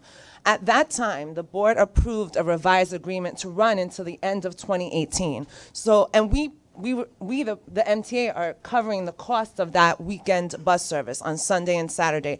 If my recollection serves me, to the cost of about $1 million. I'm surprised to see that this service is being extended indefinitely in our next 4 years. Why are we on the hook to pay for New York State DOT-sponsored bus service? Question number 1. I have 2 others after that. Would you please put on your mic? I'm sorry. I think that what we're trying to do is to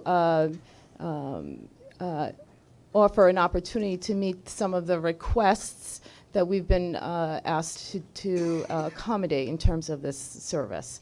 And so I can get you more details if you're looking for something more specific than that, but I think that what we're trying to do is to accommodate those requests of various interested parties. I appreciate that answer, so I would like to flag for the board that I do not think that we should be covering the expense of this indefinitely for a New York State DOT-sponsored bus service. I was very supportive of that program running in that corridor. I voted for it. I was on a task force that helped decide this new bus service, but it is not for us as the MTA to indefinitely pick up the cost of this. So I would like to flag that in this very difficult operating environment as we're talking about our budget moving forward. My second question is with regards to the toll rebate. Sue, if you may, if you could also provide, when you get back to the board, if you could tell us the total cost of what this would be for the next 3 years, or the next 4 years of the financial plan, please. Absolutely. Thank you. With regard to the toll rebate that the MTA has often picked up for some of the bridges in our system, are we still assuming that responsibility of that subsidy in the upcoming financial plan? Microphone, Bob. We are still including I think it's $3.5 million on the Verrazano Narrow Staten Island rebate. That rebate has gone up, and the state has picked up the increment for the past few times that we've had the fare. But we are not, our position is clear, we weren't increasing the rebate, our share of the rebate. But we're still subsidizing that at $3.5 million a year. It's included in the budget, yes. Okay. Note to my fellow colleagues in this difficult operating environment. Question number 3, the payroll mobility tax. Why do we continue to offset the reduction in the payroll mobility tax? Or rather, let me ask this question differently, because that ends up being a rhetorical question. When are we going to stop offsetting the payroll mobility tax? By that, do you mean the $65 million reduction in the replacement reserve? It is what it is. You know, it's not that we're offsetting anything. We are receiving roughly $245 million a year for PMT replacement. We're not receiving $300 million plus that we were receiving. So we're not offsetting anything. We are recording what we are getting. That's it. So said differently, we are picking up the bulk of the reduced state promise and contribution to restore or keep the MTA whole from the budget deal that reduced the revenue to the MTA from the payroll mobility tax. That is another way of saying it. You can say it however you'd like to say it. And then lastly, my comment is with regards to service guidelines. And while I always appreciate efficiency and improve operationalizing efficiency in our system throughout. And I see the staff has done that in some very innovative ways. It makes sense to constantly look at our service and see where we are meeting demand and where service can be tweaked. But as we have had over many board conversations over my time on the board at least, and probably before, that is a very concerning slope where we use service guidelines and our adjustments to them to essentially increase headways in some situations, and that can translate into a service cut. So I just want to bring that up because I actually see that as being one of the most difficult tasks that staff has to deal and decisions that staff has to make with, how are we not perpetuating this cycle of reduced ridership on our subways and buses, but then making sure that we're being as efficient as we can with our limited resources. And I want to acknowledge that that's probably a very incredibly difficult decision for staff to make all the time that they do this, but I just continue to worry that we're perpetuating this cycle of declining ridership. Thank you. Okay, I'm going to go back and forth here, and you want to waste a second round, so Commissioner Trottenberg, and then I'll go to Mr.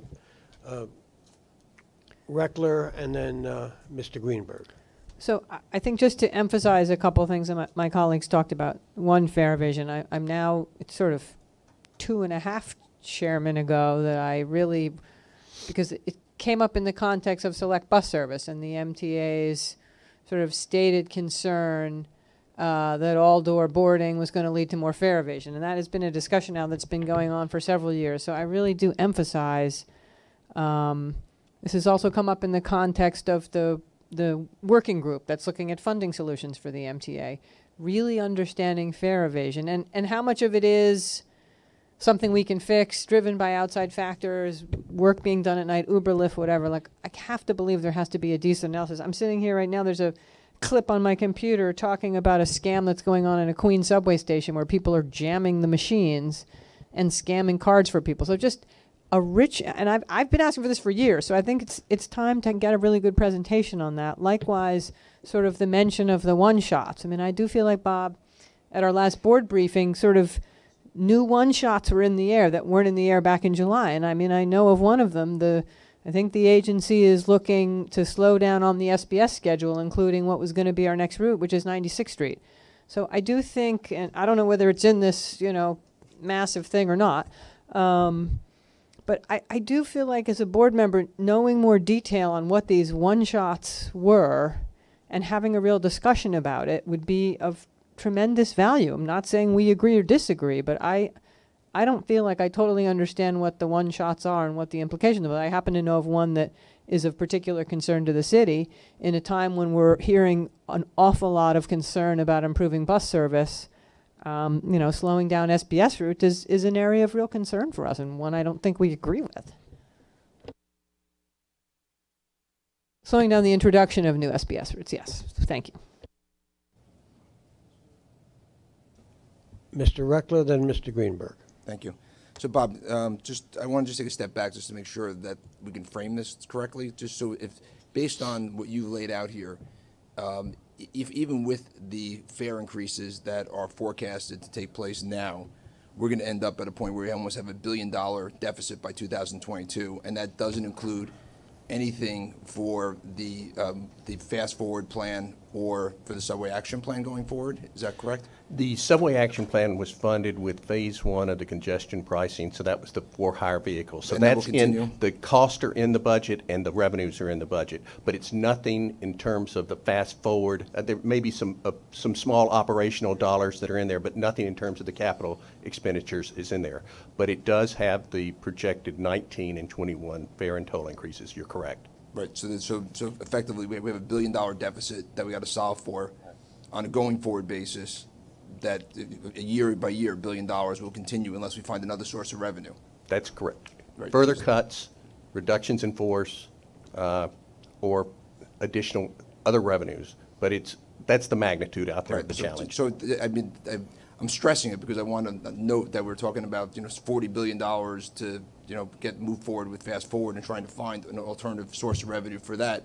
Now we're saying we have $1 billion deficit a year on top of that. So, when we talk about, for example, congestion pricing, again, just to stress the point, the net number that we're hearing now is maybe $1 billion can be created per year for congestion pricing, which was hopefully going towards Fast Forward, and now we're hearing that we may even need that just to sustain our balanced budget ourselves and the current system unless we find other sources, correct? That's Forgive me, Scott. We're not just discovering that or discussing it now.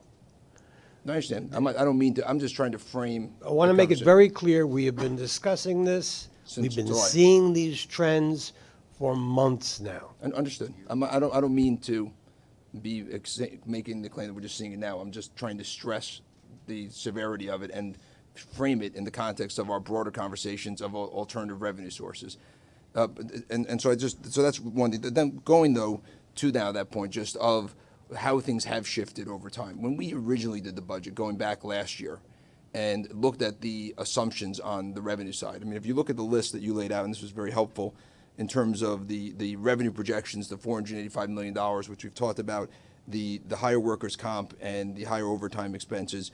The only one that's sort of incremental, right, is the paratransit service contracts that we began that pilot, and we're going to continue to expand it to serve the customer. But that's a new service that we're providing that is going to cost us more than we anticipated, which is different. When we think about this, and we ask the public to think about our forecasting, right? So I'm not talking about specifically what the challenge is. How do we misforecast so poorly things like the $485 million of revenue, like fare evasion? Fare evasion just didn't start this year, I don't believe. It must have been something that's been happening. Service performance didn't just start this year.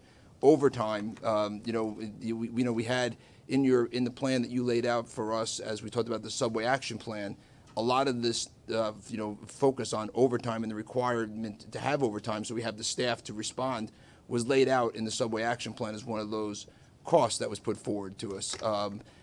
Things like the $125 million of workers' compensation. I guess my question is from how do we have confidence, right, and how does the public have confidence that as we put forward forecasts for things that we should have some assessment of, there's trends that should have been visible to us that we missed so dramatically? Well, again, recognize this is a 4-year forecast, okay? And nobody's going to be accurate 4 years out. Whatever we say it's going to be or we think it's going to be, it's not going to be that. We know that. And there is no budgeteer who can always be accurate on what's happening. I would say on higher overtime, $100 million, but we're talking over 4 years. So that's $25 million on a $800 million base, okay?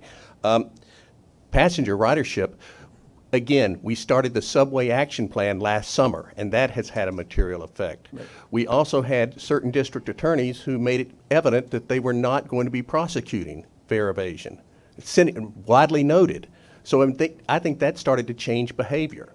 So I think there's certain things that are going on that are radical in terms of their changes that, as soon as we see the trend, we try to reflect it. So we were reflecting these things in July.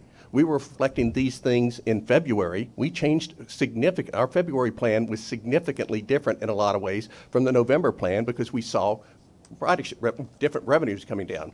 So, Did we? My recollection though is when we did the subway action plan, and maybe I'm wrong, we accounted for the fact that we were going to have a drop in revenue because of performance and taking some of our systems offline to do the work. Is that?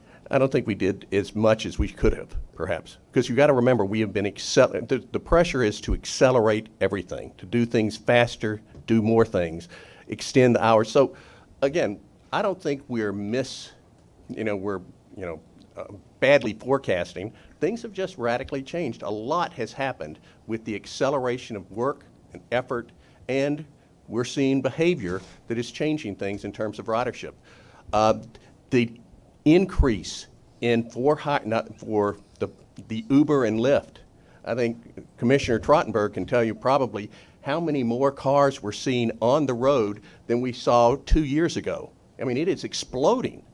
And that's creating all sorts It of has problems. quadrupled. Yeah, so quadrupled. And so, again, we lose revenue because of that, and we're losing ridership because of that. So, again. But so take workers' compensation again as an issue. Is that something that's a new trend that evolved, or is that we were just too aggressive in our assumption?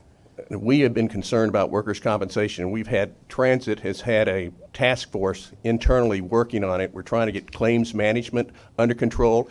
The state has a huge issue with workers' comp. Department of Corrections has a, and it's exploding So because I guess my we've question is, increased. were we too conservative? I'm not, I appreciate all these, but what I guess I'm trying to get to, and this ties to all of us needing to understand this better collectively, right? So as we go forward, are we forecasting as conservatively and accurately as we can? Because to your point, if we knew some of these issues, we should be forecasting it. And part of the challenge is when the ball moves and we're asking the public to, provide additional funding for us, it's hard when the ball keeps moving for them to have confidence in us. So I guess the challenge for us is do we show higher expenses because we see an unfavorable trend, or are we starting to put in place management procedures to try to stop the trend?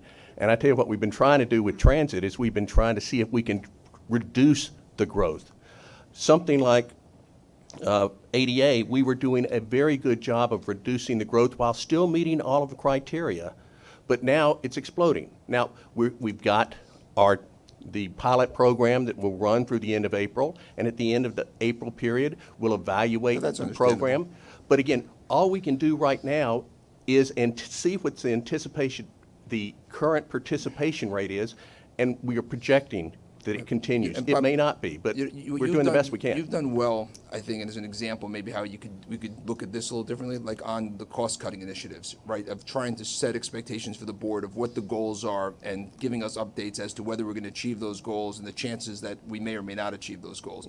I guess my point is, as it relates to these same issues that you said have been identified as challenges that we've faced for some time now, we need to probably take the same approach of, here's what our base case is, here's the initiatives we're trying to do to stem some of these challenges. If we're not successful, this is what the outcome is, right? So this way, there's good transparency and communication amongst us all to know where the risk is related to this budget. And so that's really what I'm trying to get to, because we need, besides filling the gap, we need to ensure that we have the trust of the public, that if we give them a range, that if they're going to give us money to run the system, that we're not going to just each year say, okay, we were wrong, another 4 years, we need another $1 billion, another 15% more in tolls and fares. I had a question regarding the workers' comp, but it wasn't really answered. I just wondered, our lost time injury rates for the railroads and for transit especially have still a steady decline, and I wonder if the workers' comp issue is just we just didn't estimate right, or are we seeing an increase in workers' comp claims? And that would be, counterintuitive to the lost time injury rate. I mean, if someone needs to give that later, that's fine by me, because if you want to, maybe it's too long a discussion, but I have some other issues. I mean, I think some of the discussion here, I'm kind of, is a little bit muddled. On page 11 of the presentation, if everyone sees it, it's about the service guidelines, and it means that in 2020, just so this is clear, there's a plan of enforcing the guidelines that will probably see a savings of $10 million. That means a reduction of service amounting to $10 million on the subway and $31 million of bus service. Now that's going to be an impact that probably is going to be objected to by many people. Maybe not. I mean, there's this thing about service. People complain about crowded trains. In fact, there was a discussion here about trains seem to be so crowded. How could we be seeing a decrease in ridership? It must be more fare evasion. That's a kind of a pejorative view of it. Lisa Daglian, chair of the PCAC, testified every time she gets on the 7 train, it's overcrowded. If you look at the numbers of people riding the 7 train, the amount of service we try to provide, but we almost never do, it's fine. In fact, there's space for more. Our problem, and the 7 line's an example of this, and hopefully that'll change, is that we provide erratic service often. And that means that we have very crowded trains and half-empty trains during the peak period, and maybe even the off-peak. And I think this effort in 2020, I hope, helps to adjust that after we've improved our service enough. That's, I think, going to be a very big challenge going ahead into 2020. But slide 11 is not slide 14. Slide 14 is a doomsday I would call it, scenario. Slide 11 is what we're really doing. And in 2020, that's the plan. I just think for people to look at that and remember that, because that's going to be an issue. As far as fare evasion goes and ridership, there is a ridership decline that we see. And again, I go to slide 11. We do counts. We've been told this. Bill Wheeler, God rest his soul, has always answered this question. We do counts, and he can explain you how we do counts and how accurate. I miss Bill, and in a time like this, I really miss him. But I always thought of him as our Fred Rogers of the MTA. He was always able to you were always able to have a good conversation with him, and even if it was controversial, it wasn't. So anyway, in times like this, I miss our Fred Rogers, Bill Wheeler. But as far as this goes, I think someone must know how much fare evasion is, because we're counting riders and we're counting our revenue. So we know, and we know whether it's gotten worse. Now, there was some discussion here that it may be, it may not be. There seems to be a confusion as to fare evasion and ridership decline. That should be clear, and I would guess in December when we see this presentation, that'll be made very clear. I anxiously await that presentation. As far as what we're adopting now, I didn't see a resolution. Mr. Greenberg, we're not adopting anything now. No. We are. There's a vote to go ahead with the process for fare increase hearings, right? That's what the board's voting on, correct? But there's no resolution to do that. That's just a staff summary. That's what's being adopted, correct? Okay. I will be offering a motion in a moment. Okay, but we're adopting a staff summary that really just says we're giving the chairman authorization to move ahead with the process. But the question I think that wasn't answered but may be answered is there's two options in this presentation that the staff has worked up, but we couldn't if we wanted to, we could not increase fares greater than that. That's correct. That's correct. Right. Yeah. Okay. That's the only limit, really, to this. Okay. I just want to make sure that's clear. Okay. Thank you. Mr. Merdler. Mr. Chairman, in all of the discussion, there may be lost an important point that was made by Mr. Schwartz at the outset, which is, and correctly so, it's high time we appointed a committee or a group to work on revenue generation, ideas to generate revenue, to save money outside of the staff. Let me give you 3 examples that make the point. The legislature in 2016 and again in 2017, at the governor's behest, enacted legislation which would allow the sale of development rights or air rights by the MTA. Hasn't happened. The issue of value capture has been raised both by Mr. Weisbrod and by Ms. Trottenberg and by Mr. Schwartz. We haven't moved forward rapidly in that direction, though it could generate tens of millions of dollars. And on the subject of workers' compensation, as Ronnie Hakem will tell you, members of the board with Ronnie Hakem took a look at how the entire workers' compensation payments that are being made could be drastically reduced, because it isn't the workers that benefit from these increases, it's a coterie of lawyers and doctors. That can easily be dealt with in the framework of the existing law. We're not doing it. And that's why Mr. Schwartz's idea is right spot on, that we must do it and do it now. Maybe it could save some of these fare increases.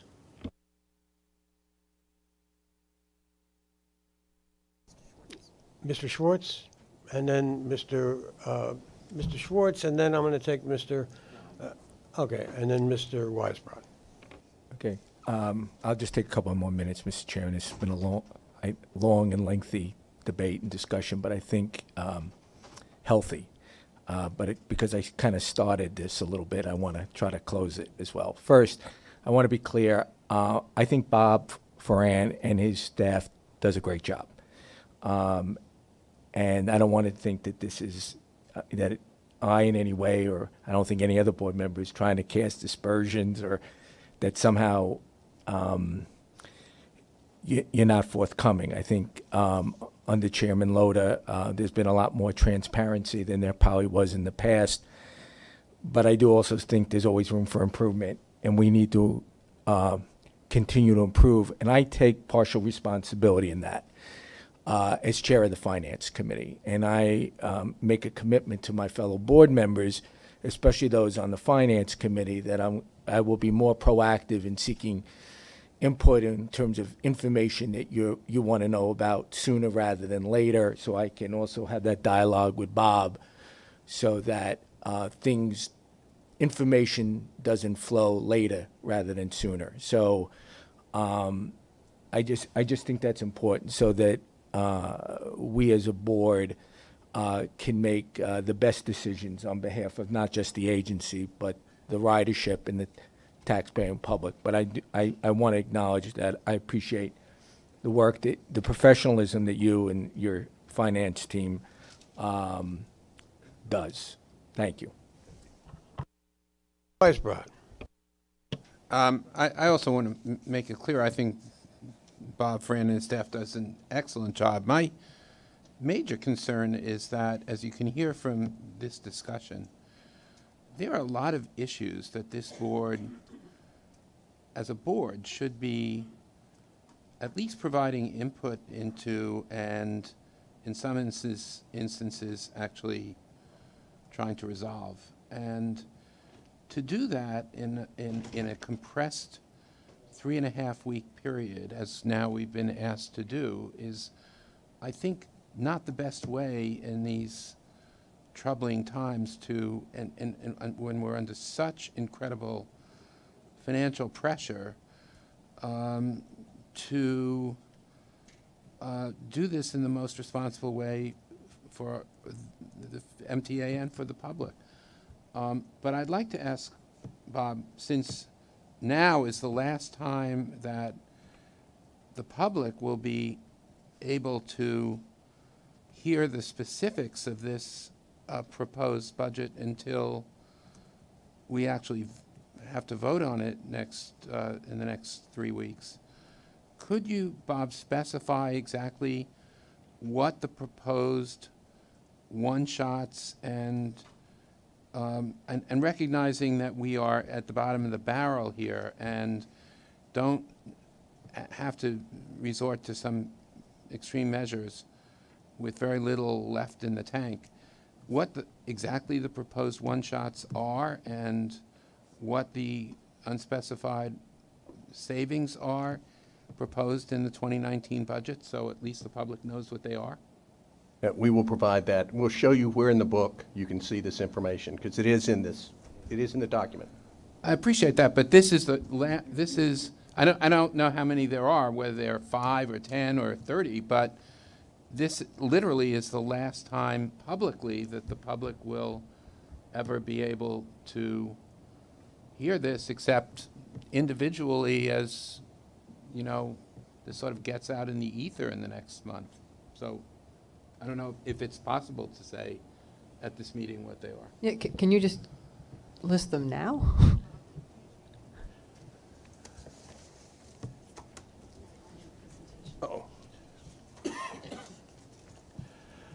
Again, there's two types of one-shots we're talking about. The budget balancing one-shots, is that what you're referring to? Where I've laid that out on page 8. Okay. But can you, for the benefit of the public, I think, Bob, can you walk us through them? Just, I mean, it's nice to point to the book, but I think we're craving a little bit more than just being pointed to the massive dictionary here on the desk. Okay, well, let's go to slide 8, and these are the one-shots that we're using to balance this year and next year. We have $160 million of a reserve, okay? And the reserve is there in case expenses are higher than we thought or revenues are lower than we thought. We're using $160 million of reserve. That is a one-shot. That's not recurring, okay? So it's happening this year, and we're doing that. That's 160. We have $65 million of pay-as-you-go capital. That's where we take revenues and we've committed to use that for capital expenditures. And we do that because, again, it reduces the amount of debt we have to sell, okay? But we have less revenue coming in than we thought, so we're using that now to offset a one-shot, which means I'm going to have to sell $65 million more of debt, which we have reflected that in our debt service projections. We have vacancies in our budget. we are basically not allowing people, unless it is absolutely essential for safety, security, or reliability of service, to fill those vacancies. We've said no. We have a committee. Each of the agencies has a committee that goes through and has to approve the hiring, okay, specific hiring. Other restrictions, spending, travel, memberships, non-revenue vehicles. I am probably one of the most unpopular people in this organization because I see almost all travel reports now. I mean, there are a lot of travel requests when we have people who have to go out and examine equipment that we're buying from a manufacturer, or we have to go out and examine. I want to know why we have 3 people who are going instead of 2 people who are going. Why is it taking 4 days to do this instead of 3 days or 2 days? So we are going through and we are cutting out significant costs that way. The non-favorable balance, we had $27 million of revenue in excess of expenses in 2017, and we just roll that over. Again, remember, cash balances, we always roll over to the next year to address deficits. What are we projecting to do for next year? Again, continue this non-essential spending restrictions. And again, vacancies. Now, and you see the favorable balance there and the fuel hedge. So we have to have money set aside to assure the people who enter into fuel contracts with us that we will be able to meet any obligation if the fuel price changes and we have to put more money up in case it unwinds. Well, we have excess monies there, and so we're taking that in. Do I want to do that? No, but I'm doing that this year. So those are the things that we are doing to balance 2018 and 2019. So it's my understanding, tell me if I'm wrong, one of the things you're doing is delaying SBS service on 96th Street. Is that true? That is true. And I'll let so I mean, I guess sort of like where does where does that fit in this sort of vague one page? Commissioner, I said there's 2 types of one-shots. These are one-shots that close our budget.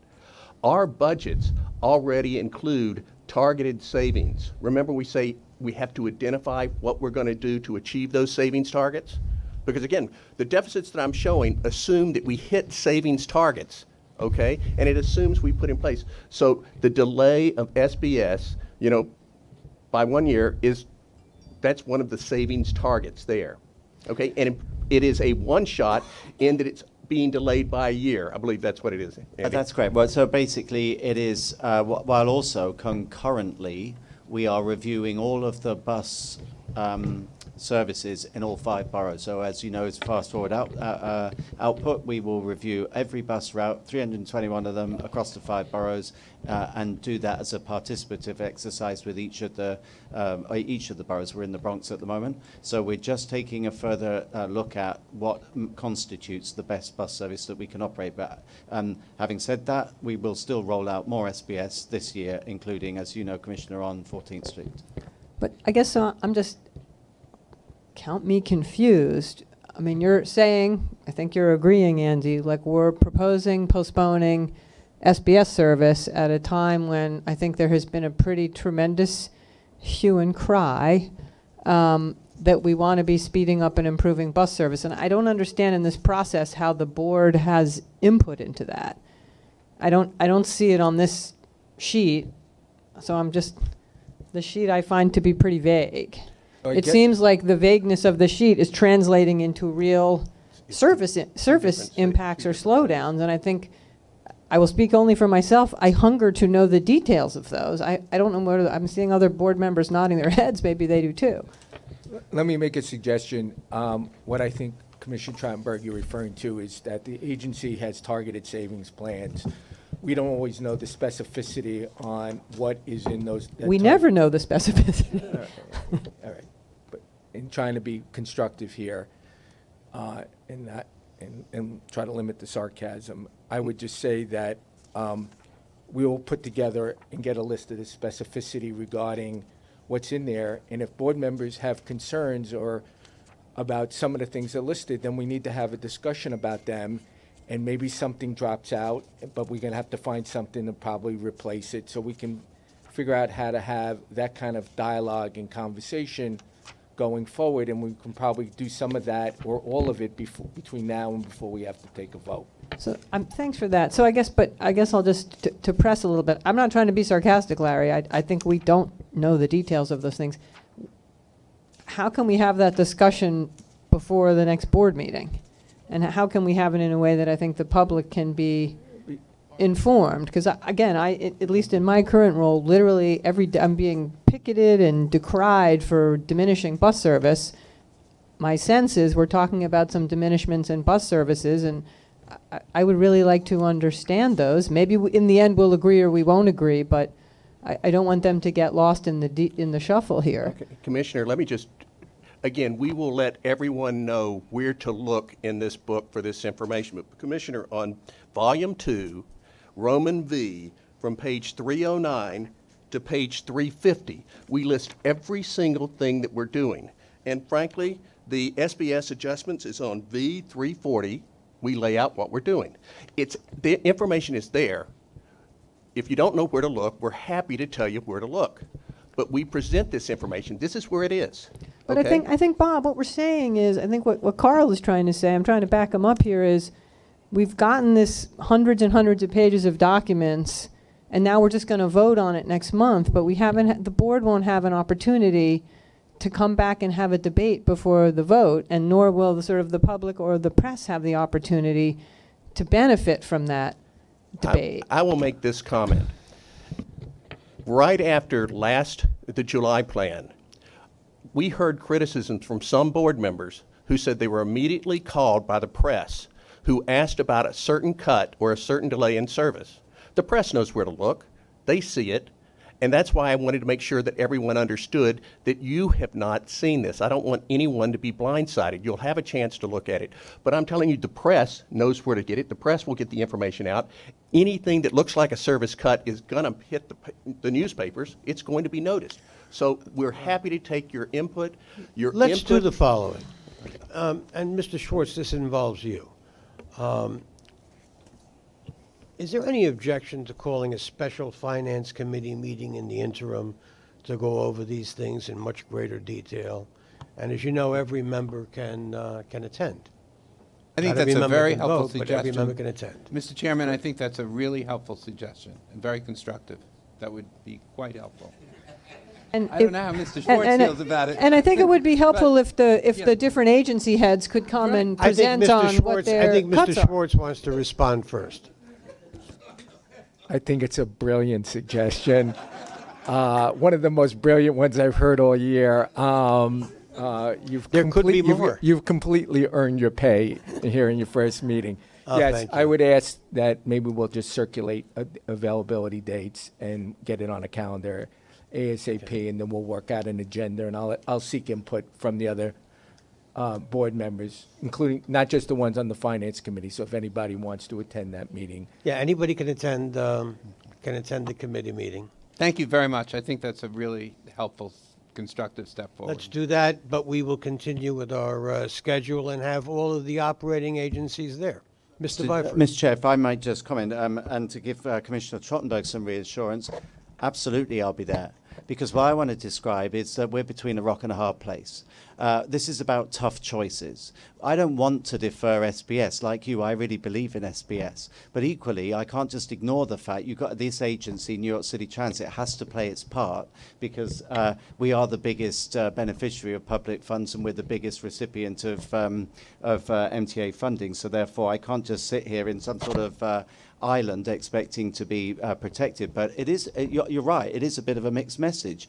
Just as we really want to improve service and just as we really want to expand service to attract people back, certainly in the short term, we're double whammied. We're caught with this this increasing budget crisis that we face. So it is tough choices. That I don't want to defer that SBS, but I can tell you I kind of veto much more draconian suggestions. We totally appreciate that, Andy, and I'm not disagreeing that there have to be tough choices. I think we found a solution here, which is I think we should have an opportunity to debate those public choices before the day that we have to vote on them.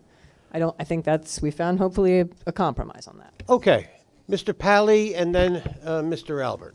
I think exactly what Mr. Byford just said is the reason that I feel very strongly. Number one, I appreciate the additional Finance Committee meeting. I think that will be helpful. However, there are more stakeholders involved in this than just the people around this table.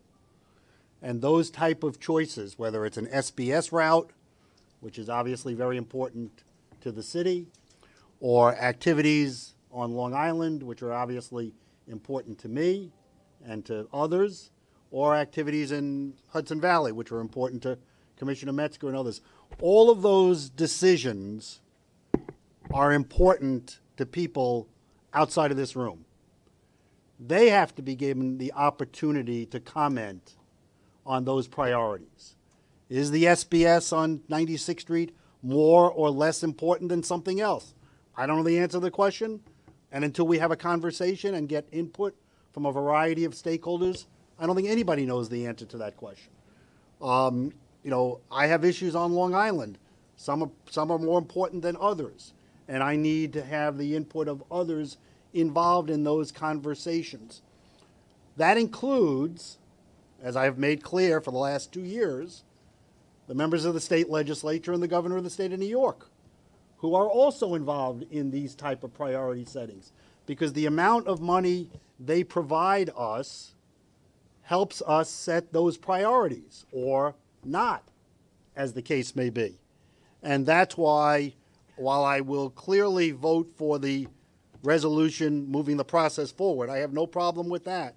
I don't want anybody to assume that that in any way puts me or any other board member, and I've heard this from everybody else, in a situation where that is an automatic or a fait accompli to what may or may not happen in December, or may not happen in January in that regard. I would, strongly support Commissioner Schwartz's call for additional options. I will tell you, I don't like any of the options that are there. I like option 1 or 2, and I clearly don't like the option for the Long Island Railroad in that scenario. Having said that, it would seem to me that it might be better to just say, in this regard, we're not providing any options, but we're providing a range from 0, because maybe the answer is we don't want to raise fares and tolls, to whatever number we think is appropriate to accomplish everything we need to do. Put that number out there for the public to comment on, and all the other stakeholders to comment on, and have a conversation with the new state legislature and the governor about those type of priorities. That would be my recommendation. I understand it's not specifically enunciated in the resolution. I'm going to vote for the resolution because I believe the process has to move forward, but I don't want anyone to assume that that is a fait accompli as to what may or may not happen going forward. Thank you, Mr. Chairman. Thank you. Mr. Albert. So, having heard all of this discussion, will the resolution that the board adopts today be to move the process forward with the 2 options plus any other options that are brought forward at the final, at the special finance committee meeting? Is that how you would word the? You'll hear my wording when I offer the wording. All right. And in a moment, if I may. In a moment. In the case of the deferred M96 select bus, Community Board 7 the other evening got a presentation on the M79 select bus and how well it's doing and how many riders it has added since it was a non-select bus, and how many roadways it has cleared by having the special bus lanes. So getting more people on the system and getting better bus ridership, to me, is better in the long. It's a win-win. I don't know that deferring that saves us anything. It actually may cost us with the non successful M96 local bus, which has a lot of trouble getting through. So, just my thought. Okay. Mr. Brown, I'd really like to get on with the rest of this. I won't take long here. The message here is you can't tweak your way out of this. The people that control, that can provide you with new sources of revenue, those are the folks that have to understand that we can't tweak our way out of this. You can pick on, if you could pick on just one little piece of the service and wipe it out and that would solve all the problems, I suggest there's a lot of people that would gang up on that piece of the service and do so. You got to look at it like in a single system, and the people in Albany, and I guess in City Hall, those are the people that have to get the message. Okay. As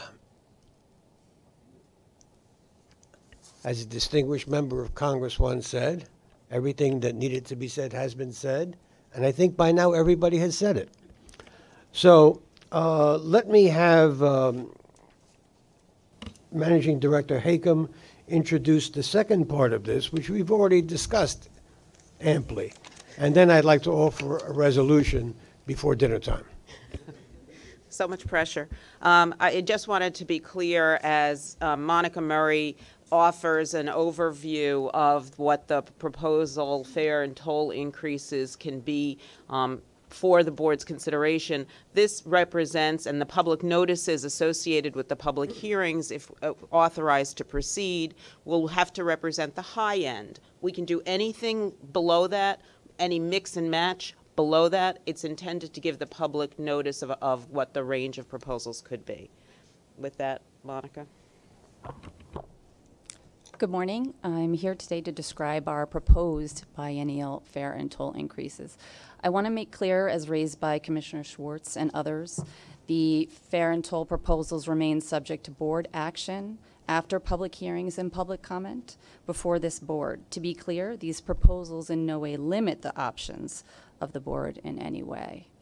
At the end of the presentation and discussion today, we will ask for your approval to publish the required public notices and to proceed with the public hearings. So I know we're short on time, so I'll try to be quick. I just want to start with a brief discussion of our fare products and our ridership. This chart shows the time-based passes on the orange and the yellow, 30% are 30-day passes. You need to take 47 rides to break even on that. 22% are the 7-day, that's 13 rides to break even. We find our lower income customers who are frequent users tend to use that 7-day pass. Then the 41%, that's our paper ride, our bonus MetroCard riders, and then those smaller slices of the pie, the 4% that is the base MetroCard fare, 2% is the coin on bus, and yeah, when you have a moment. I'll wait. the 1% is a single ride ticket. Again, these are just proposed options at a high level. Option 1 keeps the base fare at $275 and eliminates the bonus.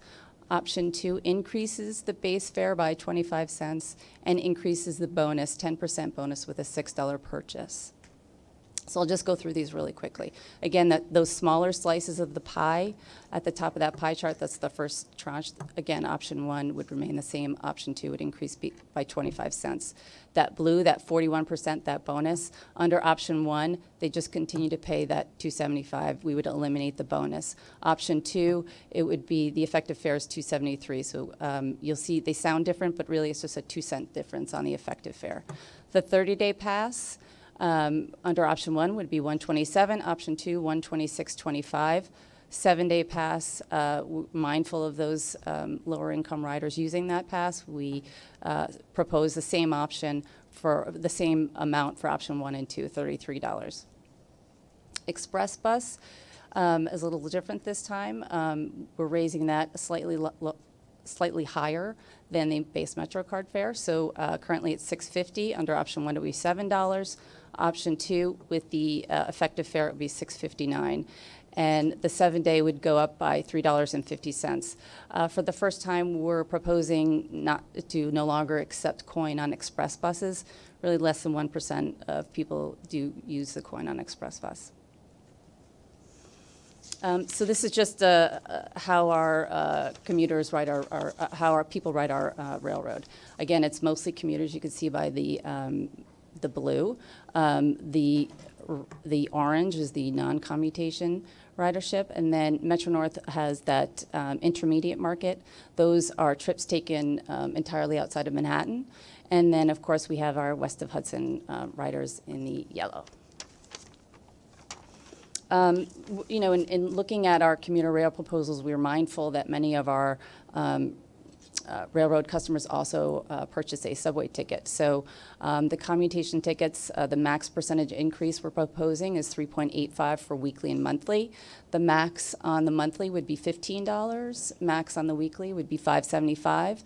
And we're proposing for the first time no increase on monthly tickets that are currently at or above $500. All of their tickets, 4% increase on the one-way fare formula. If the percentage increase is greater than 6%, the dollar increase is no more than 50 cents a trip. And we are proposing a 2% increase on our West of Hudson service contracted through New Jersey Transit. Our bridges and tunnels, this is our current structure. So we have our Easy Pass market share is 95%. Discounted Easy Pass toll is 88% of crossings. So cars get an approximately 30% discount using the New York customer service Easy Pass, 38% for trucks. There's additional discounts and rebates for Staten Island and Rockaway residents. And then our non-New York customer service customers pay the toll by mail amount. So we're proposing two options here for your consideration, 4% or an 8% increase. Under the 4% on the major crossings, it would be just shy of 25 cents. Under 8%, it would be just shy of 50 cents. The Rockaway and Cross Bay rebate programs remain unchanged. Talking earlier about the Verrazano resident discount, the customer pays $5.50, and then there's that little subsidy between the MTA and the state paying the difference. Under 4%, if we would need an additional $3.8 million to maintain that $5.50 toll. Otherwise, that toll would go up to $5.76. On an 8% increase, the funding needs to increase by 7.4 to maintain that $5.50. Otherwise, that toll would go up to $6.02. You know, we'd ask this board to consider this 8% for a few reasons. We believe it's in line with the congestion pricing. We know that that additional 23 cents under the 8% generates an additional $50 million in annual revenue and would support approximately $800 million in capital projects. And in a time when our revenue streams remain uncertain, we see this as an opportunity to have some funding dedicated to our capital projects. And then just quickly to summarize, if it helps you all when you're talking with the public and thinking about at these public hearings, elements that are business as usual are things that you've seen before, things that we've done before. We've done the base versus the bonus before. The 30-day increase larger than the 7-day. The railroads have seen caps for commuters. Bridges and tunnels, we've done 4% the last 2 times. This is going to be the first time, though, for New York City Transit that will be considering eliminating coin on express buses. It's the first time that there'll be a slightly larger increase for the express bus customers over the base Metro card. It's the first time we'll be introducing a no increase on those tickets that are at or above $500. And we hope that you'll consider this 8% increase on the bridges and tunnels. So, Mr. Chairman, that's my presentation. Yeah, I just have a legal question for council again. Because we receive federal funding, I don't know if it would be a prohibition of federal law. Would it be legal to basically have a resident and non-resident fare system where there's a New York Metro card rate and a non-New York Metro card rate? Could there be a New York Long Island Railroad pass versus a non-New York pass, et cetera, et cetera? Can you create a 2-tiered structured system and not be in violation of federal or state law and jeopardize any federal or state funding? I'll have to look into that and get back to you, Commissioner. Okay. Mr. Jones. Ms. Murray, going to your second page, you mentioned that about 41% of the users use the bonus card, but you said that low-income people don't generally use that?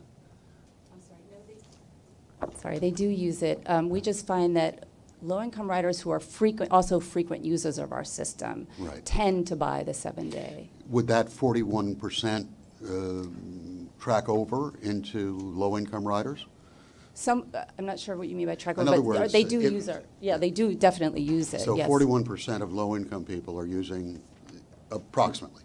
No, I'm sorry. No, I'm sorry if I'm not being clear, but I was trying to get at the Right, fact, this is overall for Yeah. all users. I'm not sure we can say that 41% of low income are cash, right.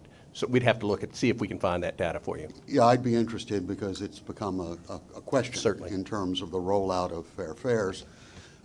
It's our anecdotal understanding that a large number of low-income people generally get, because they don't have enough cash, tend to get not the single fare, but actually to get the bonus fare, a round trip for the day. Okay, I've got enough money to get to the job.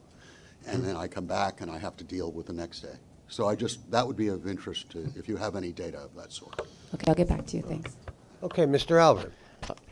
Is it listed any place how much each of these fare and toll options is actually expected to bring in to the MTA? They are designed to be roughly equal. So basically, we're putting together a package that we are indifferent if you were to do option 1 or option 2.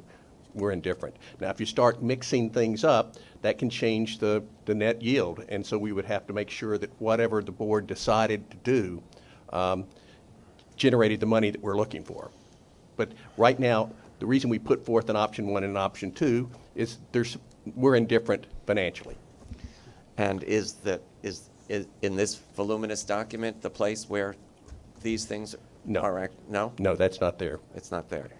So where is it actually spelled out how much money these options are expected to bring in? These options are expected to bring in the 4% that we need, which is roughly on an annualized basis like $308 million. Okay. It is there in the charts. It Yes, just doesn't yes. separate. We haven't broken it down. in the molecules that you suggest. Mr. Pally. Well, variety questions, but I'll only ask 2 at the moment. How many people on the commuter railroads combined pay more than $500 in commutation tickets? Go ahead.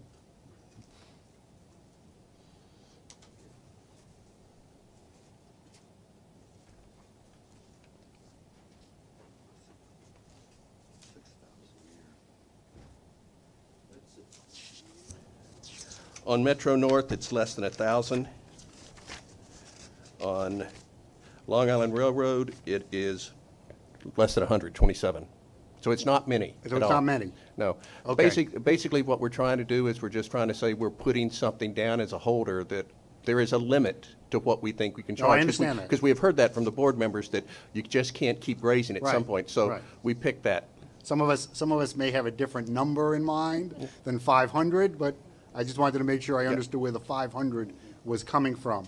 And I have other questions which I'll send to you separately. But one other question, it just came out of me.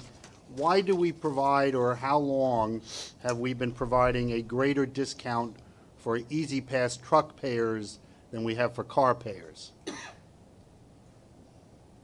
That seems to me a contradiction in terms. I can't say for a certainty what the policy reason is why a truck payer would get a different discount from a car payer, but we can look into it. That would, I mean, it seems to me that that's backwards of what we should be doing. I'm not arguing that trucks are not an integral part of our commerce, but they're not paid by individual people who go over our bridges and tunnels every day from a wide variety of places. It seems to me it should be the exact opposite in that context. I don't see that in the 4 or 8% issue. I'm not arguing the 4 or 8% issue, but you know, if assuming we pick 4 or 8%, we could change the nature of the discount to change that if the board felt so inclined to do so. Yes. As long as we stayed within the revenue numbers. need, yes. And in order to consider that, we need that information. We need that information. Thank you very much. Ms. Vanterpool? And just make sure you break it down by axle, because a lot of times the numbers change on trucks, depending on the number of axles, right? With regards to the 4.8% proposed increase for Easy Pass, have there been conversations with the state budget director as to what our anticipated expectation is of them before? I mean, this is part of the proposals to consider. Do we even know if the state is on board with increasing its contribution in these proposed ways? They've seen this presentation. Okay. And we've let it up to them that if there is to be increased discounts, you know, we're not paying for it. If the state wants to come up with it, they can. But they've seen this presentation. Because history has been a little spotty in this regard, whereas with regards to the payroll mobility tax, we've already discussed that. We've seen that with interest payments that the state had promised to cover and had done so for 2 decades or more, and now the MTA is responsible. So it concerns me a little bit that we are building into our proposals an assumption that the state is going to continue to meet any given financial obligation, in maybe not in perpetuity, but for the life of this financial plan, having known that that is not the situation that we always see. I'd rather put it in than not put it in, because if we don't put it in, I think we've sent them a clear signal that we're not expecting it. So, Okay. I think we're ready for a motion to authorize, well, I'll just put it out there. I move that we authorize the necessary statutory and administrative steps to publish notices and schedule public hearings in advance of the board's consideration of any fare and toll changes.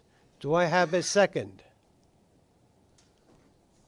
I presume we have a lot of discussion, have had a lot of discussion already. You want to say something, Mr. Merdler? Oh, thank you. We're ready for a vote. All in favor? Opposed? Abstaining? The motion carries. Thank you. Let me say simply as a reminder, our next board meeting is on Wednesday, December 12th.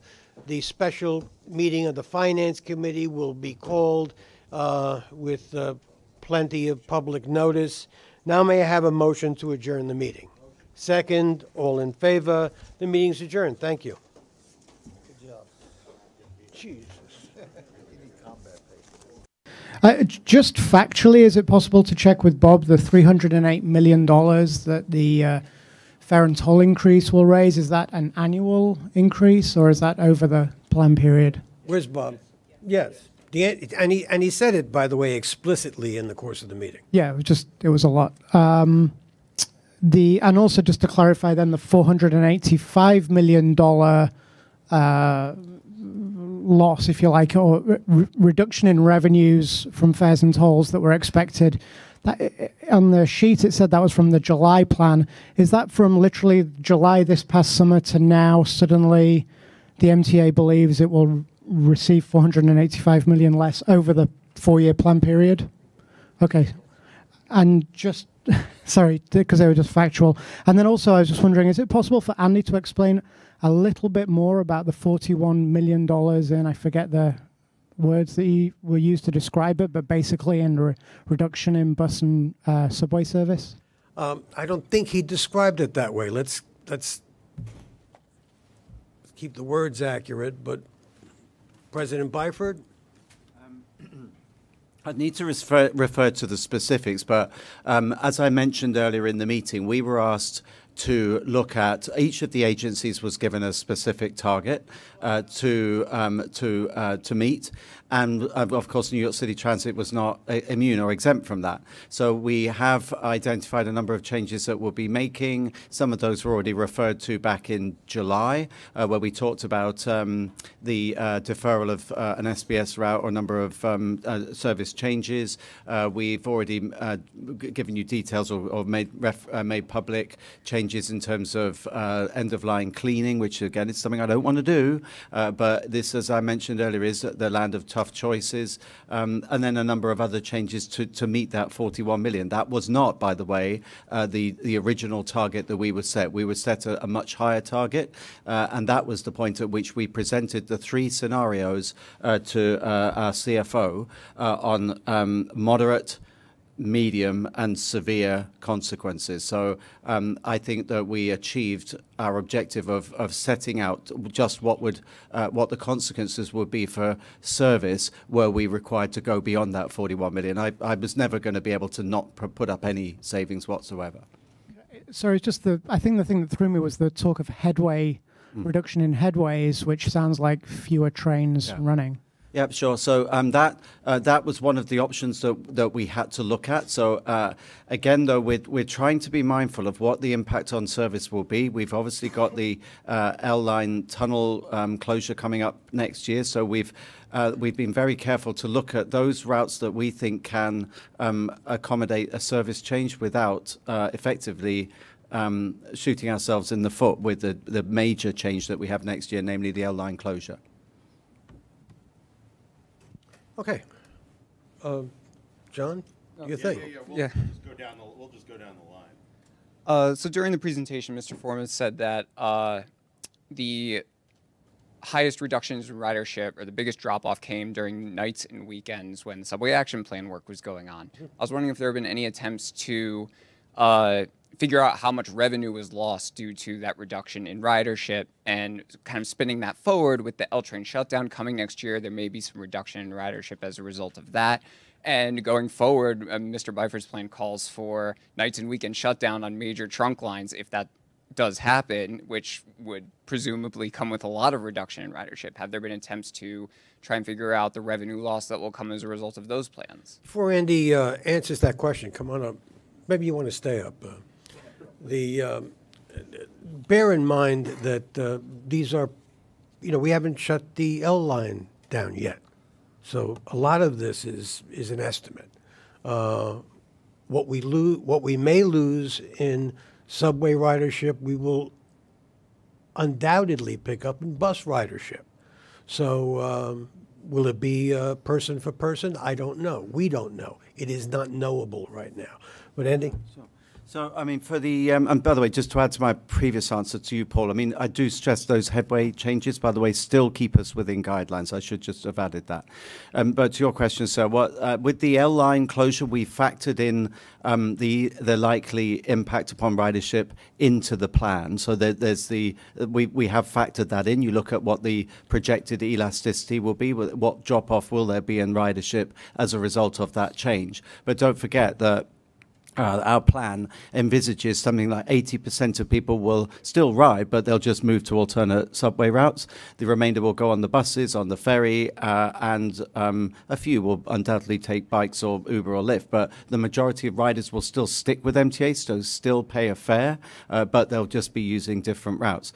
Going forward, undoubtedly, when you undertake the upgrades that we're talking about on the scale and the speed that we're talking about, there will, I'm sure, be some impact upon ridership where people find that, for example, their line is subject to frequent closures on the weekend in order for us to undertake the re-signalling. That, I'm afraid, is a necessary consequence. But again, we would work out what the elasticities would be, because you don't want to go beyond a tipping point where, in order to achieve the benefit, namely the long-term improvement in reliability and capacity by installing a new signalling system, you suffer a disastrous drop in ridership that would never come back. So you've got to get that tipping point right. It's not unique to us. The Tube went through the exact same analysis, and I'll be sort of learning from what they use by way of best practice, because you do want to make sure that people don't leave and then permanently stay away. And to the point about the subway action plan and the effect that had on ridership and therefore revenue, has there been any analysis on that?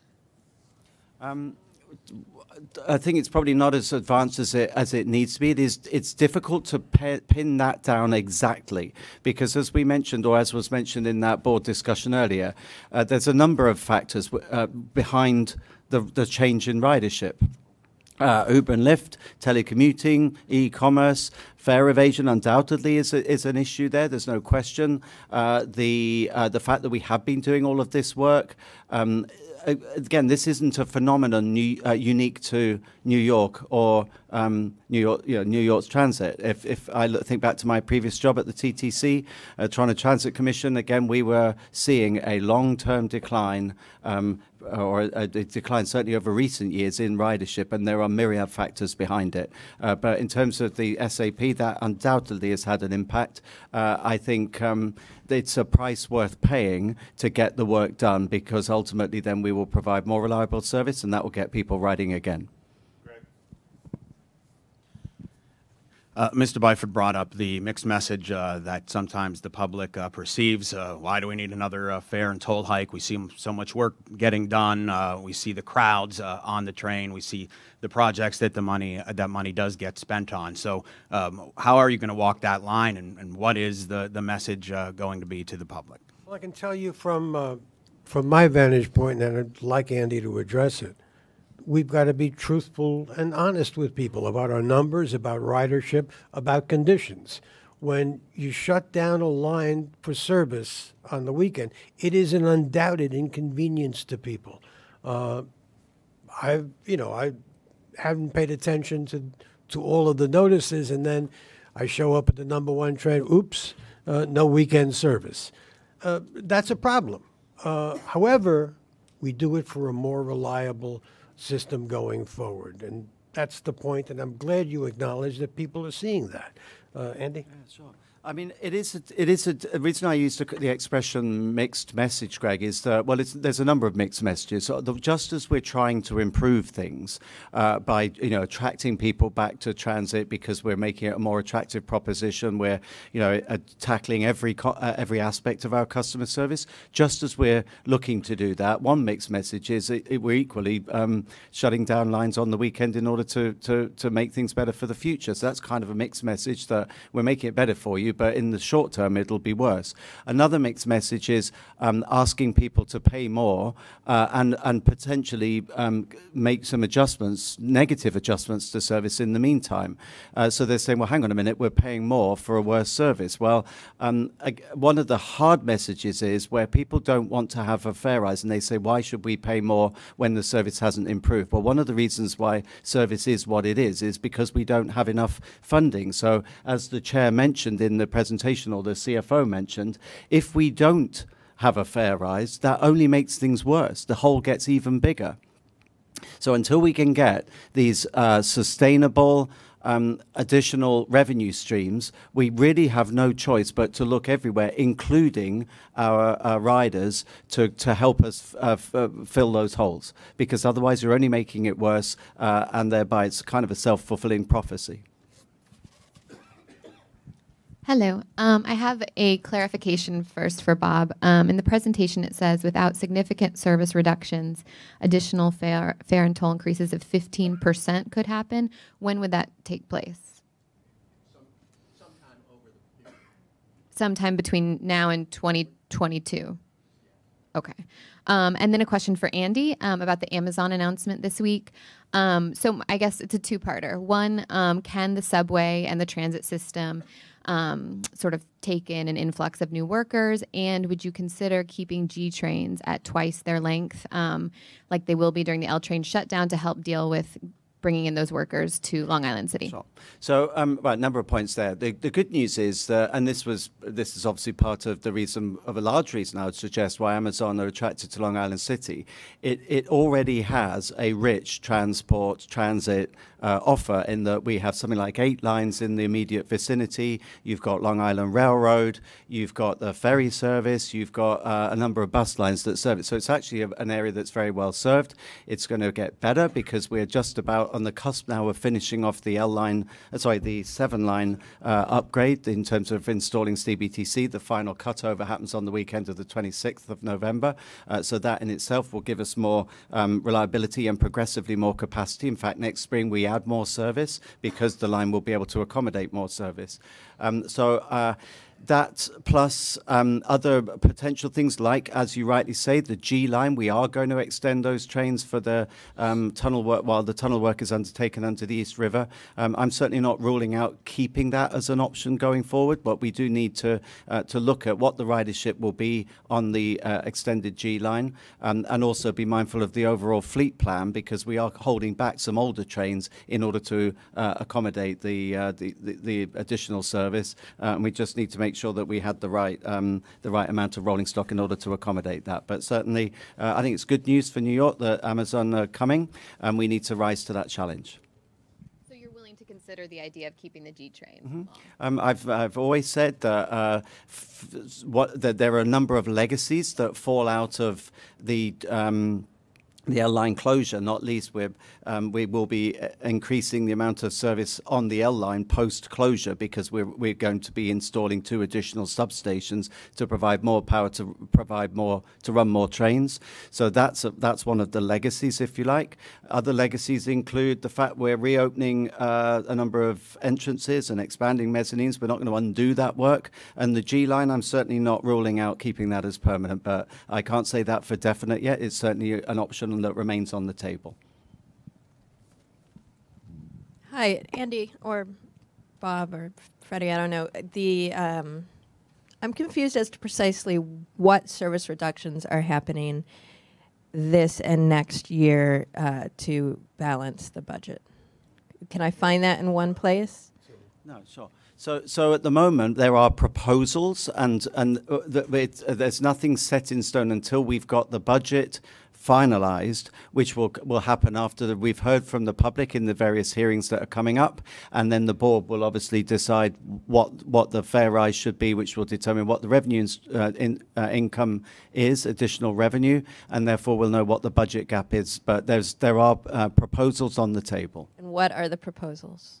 There's a number of proposals that include things like, as you heard earlier on, I can only really speak for transit. My colleagues in the other agencies have some. We may need to look at things like deferring the SBS route, which you heard about earlier, potentially cutting or looking at overall establishment numbers, in other words, numbers of positions at transit, looking at increasing headways on services, looking at deferring various projects. But they're all potential solutions at the moment, none of which I particularly want to do. But as I said earlier, this is about tough choices. But these are proposals that would happen even with a fare hike, correct? Absent any new resources from the... Yeah, it might. Absent any new revenue stream, we have to, as a responsible management team, we have to look at finding savings, which we've been doing. As the chairman said, we've found something like $2 billion in savings already over recent years. Looking at the service and clawing back to guidelines, service guidelines, so not just potentially adding service where there's an increased ridership, but also clawing back ridership where ridership doesn't warrant that service. Just to be clear, I think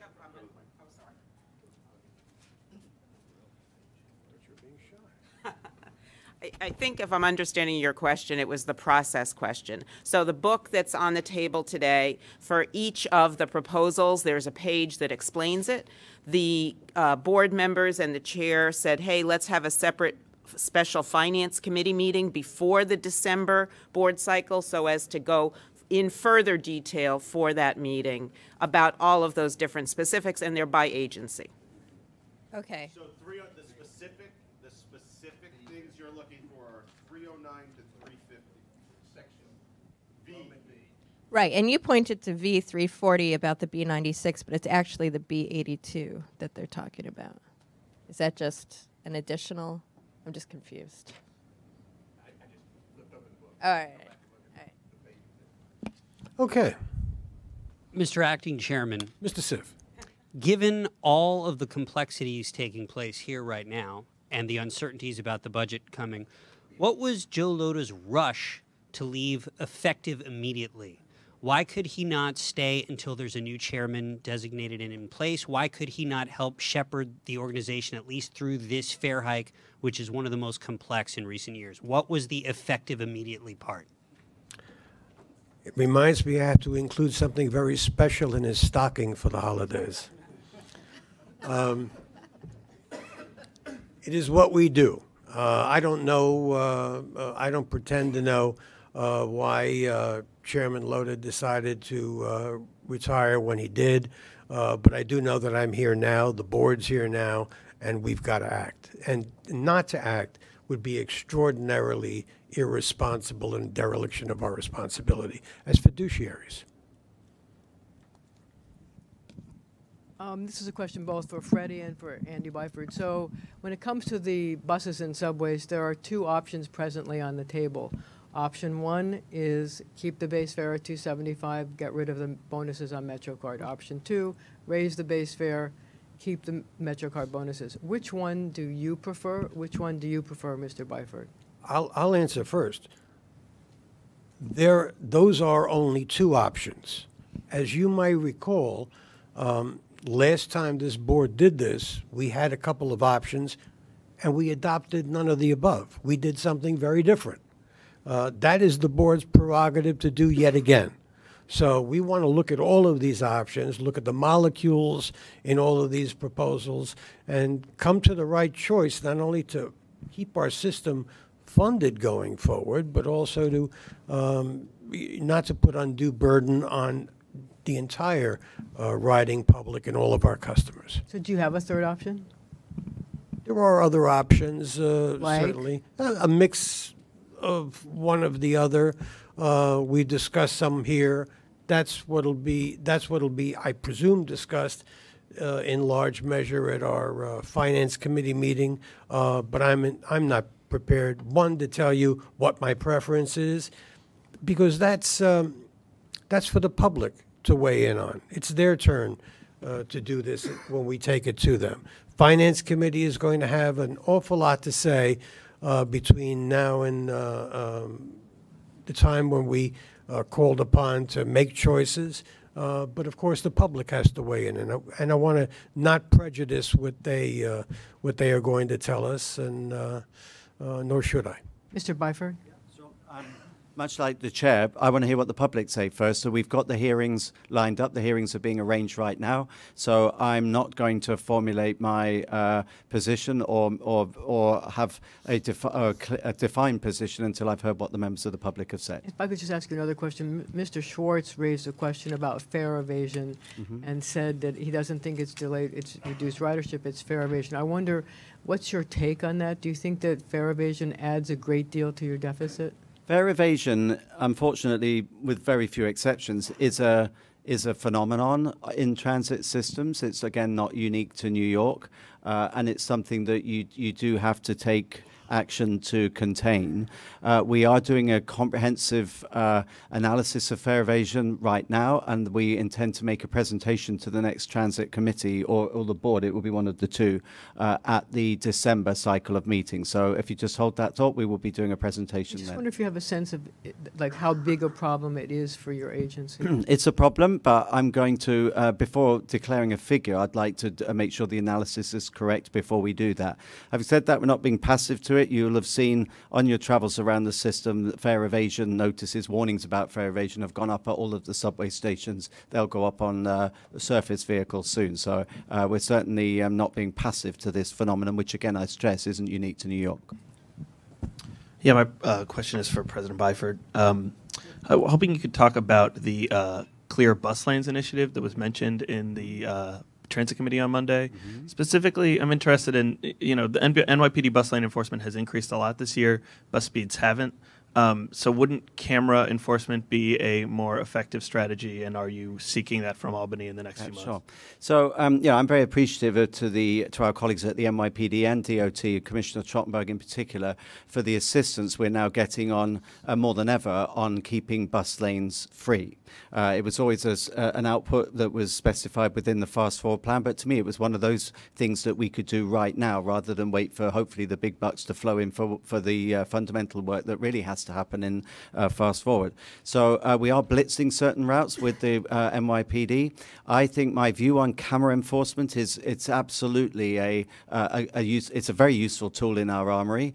I think you can't rely on having a cop on every corner. It's unsustainable to expect police to be at every intersection. So the more that we can make use of cameras on intersections to stop people blocking the box, to stop people jumping red lights, I would have forward-facing cameras on all of the vehicles that could recognize license plates. But I am aware that in this state particularly, there are restrictions on that. It's certainly going to be one of our submissions to Albany that this would be a very useful piece of legislation to have. What are the current restrictions? Because there is camera enforcement on certain lanes. I'm just hoping I could. There are, but we were only. I need to just check my facts. I think it's something like 15 routes. There's a limit to how many routes you can have cameras on. There you go. Just the SBS route. So we'll get you the facts, but you asked for my view on it. Absolutely, I would like to see camera enforcement, because that way then it's present constantly present, not reliant on do we have a cop on that intersection that day. I think we've got to have something that's much more present, that's absolutely understood by New Yorkers. Don't go in that bus lane. You will get filmed, you will get fined. Will you be going to Albany in January to ask for that authorization? We have a shopping list of things that we want, and that's certainly going to be part of that shopping list. I have a follow-up question on the fare evasion. There was a lot of talk about fare evasion on buses today, and I think that there's an attitude among some riders that the drivers are never going to, ask for fares or, follow up if someone's card is empty or whatever. Is that something that the MTA is going to ask those drivers to make a change in what they do? And if that happens, is that going to slow down bus service? You mean asking the drivers to enforce the law? My own personal view, that's not their job. We have an Eagle team for that. We probably need more, but that's not their job. They put their safety at risk every day doing their job. Not that. So I know Andy will have something to add to it, but frankly, our bus drivers do an awful lot. And Eagle team, what do you mean by Eagle team? Okay. You haven't heard about the Eagle team? There you go. So, hey, Danielle. So a couple of things. First of all, what we're not asking employees to do is put themselves at risk of assault for a fare, because I think ultimately, that we can't do that. That's wrong. That as a sensible employer, to say to my employees, you must absolutely enforce a fare to the point of putting yourself at risk of assault. I can't knowingly do that. That would be wrong. And in any case, I equally don't want a line to be held up with a row, a single bus stop, where, say, 50 people on that bus have paid their fare, and therefore they're entitled, they want to get to where they're going to go. Let's not hold up the route for a big row with one person where potentially my bus operator ends up getting hit. Far better to gather the evidence, to call it in, and then we can have inspectors, if necessary, board the bus later down the route. That, to me, is a much more enlightened way of dealing with fare evasion. That's point number one. Point number two, the Eagle teams are specialist teams of people who have powers to enforce fares, and who are trained to deal with difficult situations, trained to deal with conflict situations, trained to deal with people maybe with emotional needs or complex situations. And they are at the moment deployed on SBS routes. So if you go on an SBS route, you'll find that the Eagle teams will quite regularly get on. They present their credentials, and they ask for people to show evidence of having paid the fares. We're just rolling out these teams on a number of RBS routes, regular bus service routes. So again, it's back to the point I made earlier in response to Marsha, I think it was, that we're not being passive to fare evasion. So that's the second point. The third point is, at the end of the day, people do challenge people who are not paying their fare. Just myself the other day, I happened to be going through a turnstile at a station, and right next to me, in the turnstile, right next to me, someone climbed over the turnstile. So I in a non-confrontational manner, I showed him my pass and I said, "Sir, you need to go and buy a ticket," and he did. But again, you have to weigh it up. At the end of the day, we've got to get the balance right between not putting our staff at risk, but enforcing the fare, because that's the right thing to do. So in the presentation that we make in December, we'll not only talk about our analysis of fare evasion, how much it costs, where it's going on, but we're putting together a comprehensive strategy, a multi-layered strategy to deal with this thing. And don't forget, not everyone who gets on the back door, if they do get on at the back door, doesn't mean say necessarily they haven't paid. They may well have a Metro card in their pocket. We might even consider a cardboard cutout of Andy Byford standing in front of a turnstile with his arms crossed. Well, it worked once, so fair enough. Andrew Siff asked a great question before about Joe Loda. I don't think your answer was terribly enlightening, unfortunately, but fair enough. With respect to the options, we'll all go out into the field and to the system, and we're going to present these options to the public. I have a feeling I know what they're going to say to us, and what they're going to say to us is, when is it enough? How much is enough? How much can they raise the fare? When does it end? What do we say to them? What do you say to them? Look, I have an enormous feeling for that. I grew up in the city. When I'm old enough to remember when I got a compliment, my mother used to tell me that and a token will get you on the subway. We don't use tokens anymore, but I remember those words of wisdom, actually. Look, a lot of people can't put it together all the time for their fare. We get that. I think the fair fares proposal that we're going to be trying out with the city goes an enormous step in that direction. And I can't thank and commend David Jones's leadership enough on that, and thank the city for stepping up in this way. We're going to try to do what we can with the people who truly need. Try to keep fares reasonable, because that's important. But at the end of the day, we need enough revenue to keep our system safe and reliable and in good repair. There's no avoiding that. There's no sugarcoating that. This isn't something, well, no, we can do it next year. We've been through that already.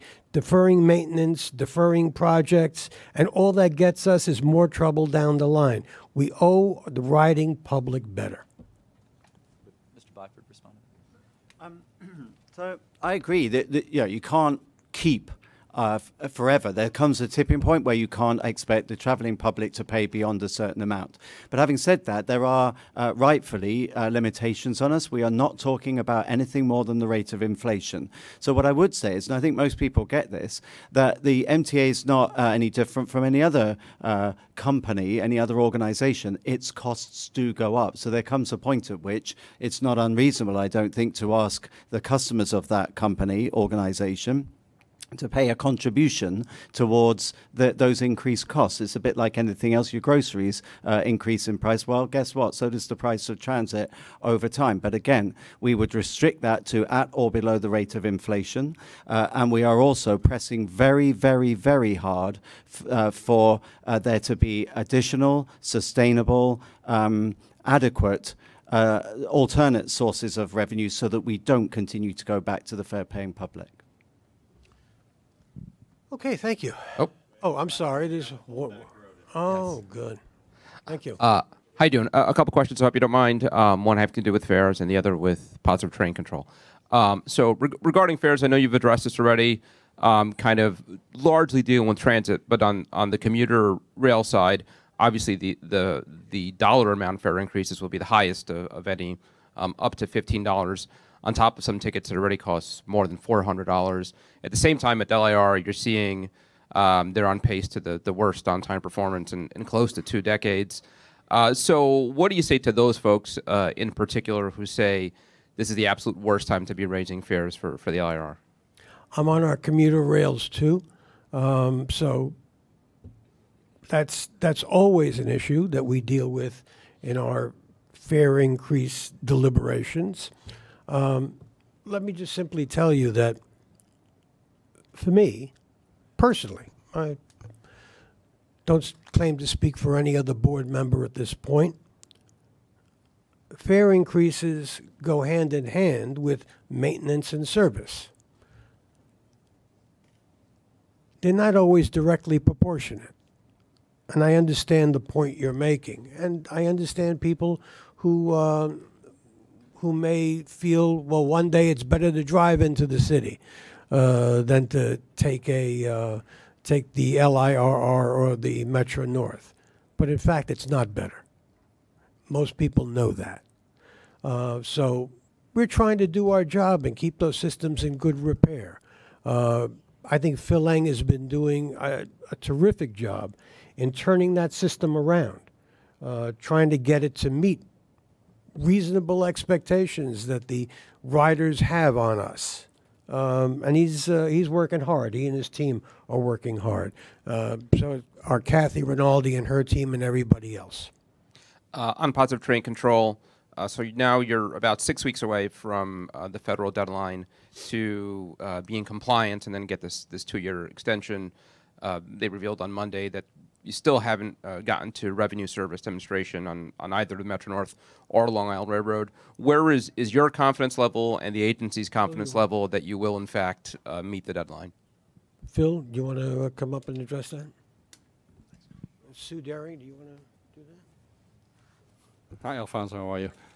Yeah, you know, the agencies, both agencies, Metro North, Long Island Railroad, have been working very closely, obviously, with the system integrator. We've been working very closely with Federal Railroad Association, and the whole intent is to obviously be in compliance by the end of the year. We're confident that we are. Both agencies had their plans approved by FRA with regards to implementation for the end of the year, and we're working on an alternative schedule for that will be presented to the board and to the public next month. The installation of all the trains is done. The training of all the personnel is done. We're confident that we will be in compliance by the end of the year. Okay, next. Can you just share a little bit more about the thought process going into buying Grand Central Terminal, and how do you see this impacting the budget, short and long term? The price tag was $35 million. Very frankly, that's a bargain of gargantuan proportions. We pay rent not only on that terminal, but on the lines. We own the terminal outright. We own the lines outright. It's not only a smart financial move now, going forward, it's the only move we can make that makes sense for the riding public. I mean, Grand Central Terminal, we've been paying for a long time. Now that we own it, we also own the lines, Harlem and Hudson lines. Now that we own them, we also own unfettered development rights and everything else that comes with it. So I think it's a good deal.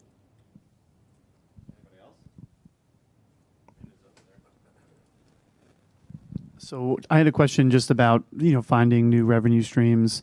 Can you share what the board and the MTA is doing to kind of organize and send this message to state lawmakers? And then in terms of the legislative calendar, I mean, when do you need these new revenue streams to go into effect before you have to look at additional service cuts or staffing cuts, things like that? Again, I speak only for myself. I'm not going to vote for a service cut. Me. I think we feel very badly about it. We know what damage it inflicted on this system in the past. We don't want to go there. But we also want to understand that we need revenues to sustain the system, to keep it in good repair, to keep it moving forward, and to offer the riding public what they deserve. That being the case, we're very careful about what we propose to anybody else about a fare increase. We know what we need, we're clear about it, and we're transparent about it. There's a follow-up question you had? Yeah. When do you need? When would you? I know you personally don't want to go down that road, but when would you need those new revenue streams to take effect? And also, I mean, have you really exhausted all the options, internally in terms of things like healthcare, which is taking up 13% of spending at the agency? I'm not even going to get into a debate about healthcare because it would not my job. But also, that's very important to the men and women who work for the MTA and all of our agencies, to their families, to their children. But I can tell you this. We need the revenues as soon as possible. So, for example, anything that may come from congestion pricing, that won't be immediately available, but we have been told by the state that they would advance the funds for it if that were approved. That's a very big deal for us. And similarly with other streams of revenue, we've got to be very clear and very careful about what we put out to the public, what we put out to our governmental partners, let them know exactly what we need, how we intend to spend it, and when we need it. Anybody else? Oh, hey, Peter Haskell. Hello. A question about Amazon. Is there a way to reasonably estimate how many people might be added to the system? And have you or would you consider asking the company to kick in something to deal with the burden? I'll deal with your second question first. I'd always consider asking the company to kick in. But the answer to your question, I think, has already been given.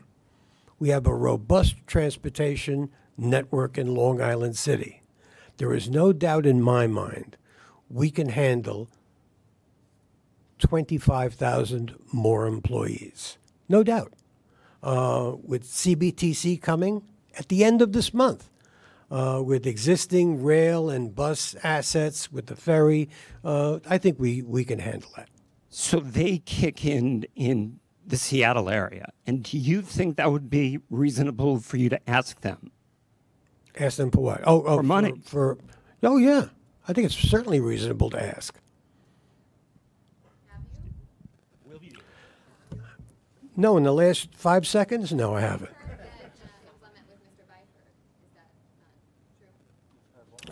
I'm sorry. This is not how my last gaggle is supposed to go. Go ahead. All I did was because obviously Amazon needed to know what they were, what the particular idiosyncrasies were, if you like, or what the arrangements were at each of the prospective cities. So I was asked to go along to present to their team what are the existing transit options for the particular area, in this case Long Island City, and what's on the horizon. So I talked about the things you'd expect. I talked about the existing 8 subway lines, the bus lines, the ferry, the Long Island, but then also describe what's happening with CBTC on the 7 line, and also our bigger plans for Fast Forward. Just one other point, because I didn't make it earlier, but Peter, your question prompted my thoughts. And don't forget that also some of these people probably won't travel. They will either go the other way, they'll counter commute, in other words, go counter peak, be going into Long Island City where a lot of people are coming out. And also some sort of millennials will be walking, biking to work and may not actually add any pressure whatsoever. So it's hard to say because I don't know what the exact demographic makeup will be of Amazon, but I don't think we need to assume that all of them will be piling onto the 7 line. Now, let me give you a very serious answer to your question. Sorry. Actually, no, I'm not. I want to tell you exactly what the deal is here.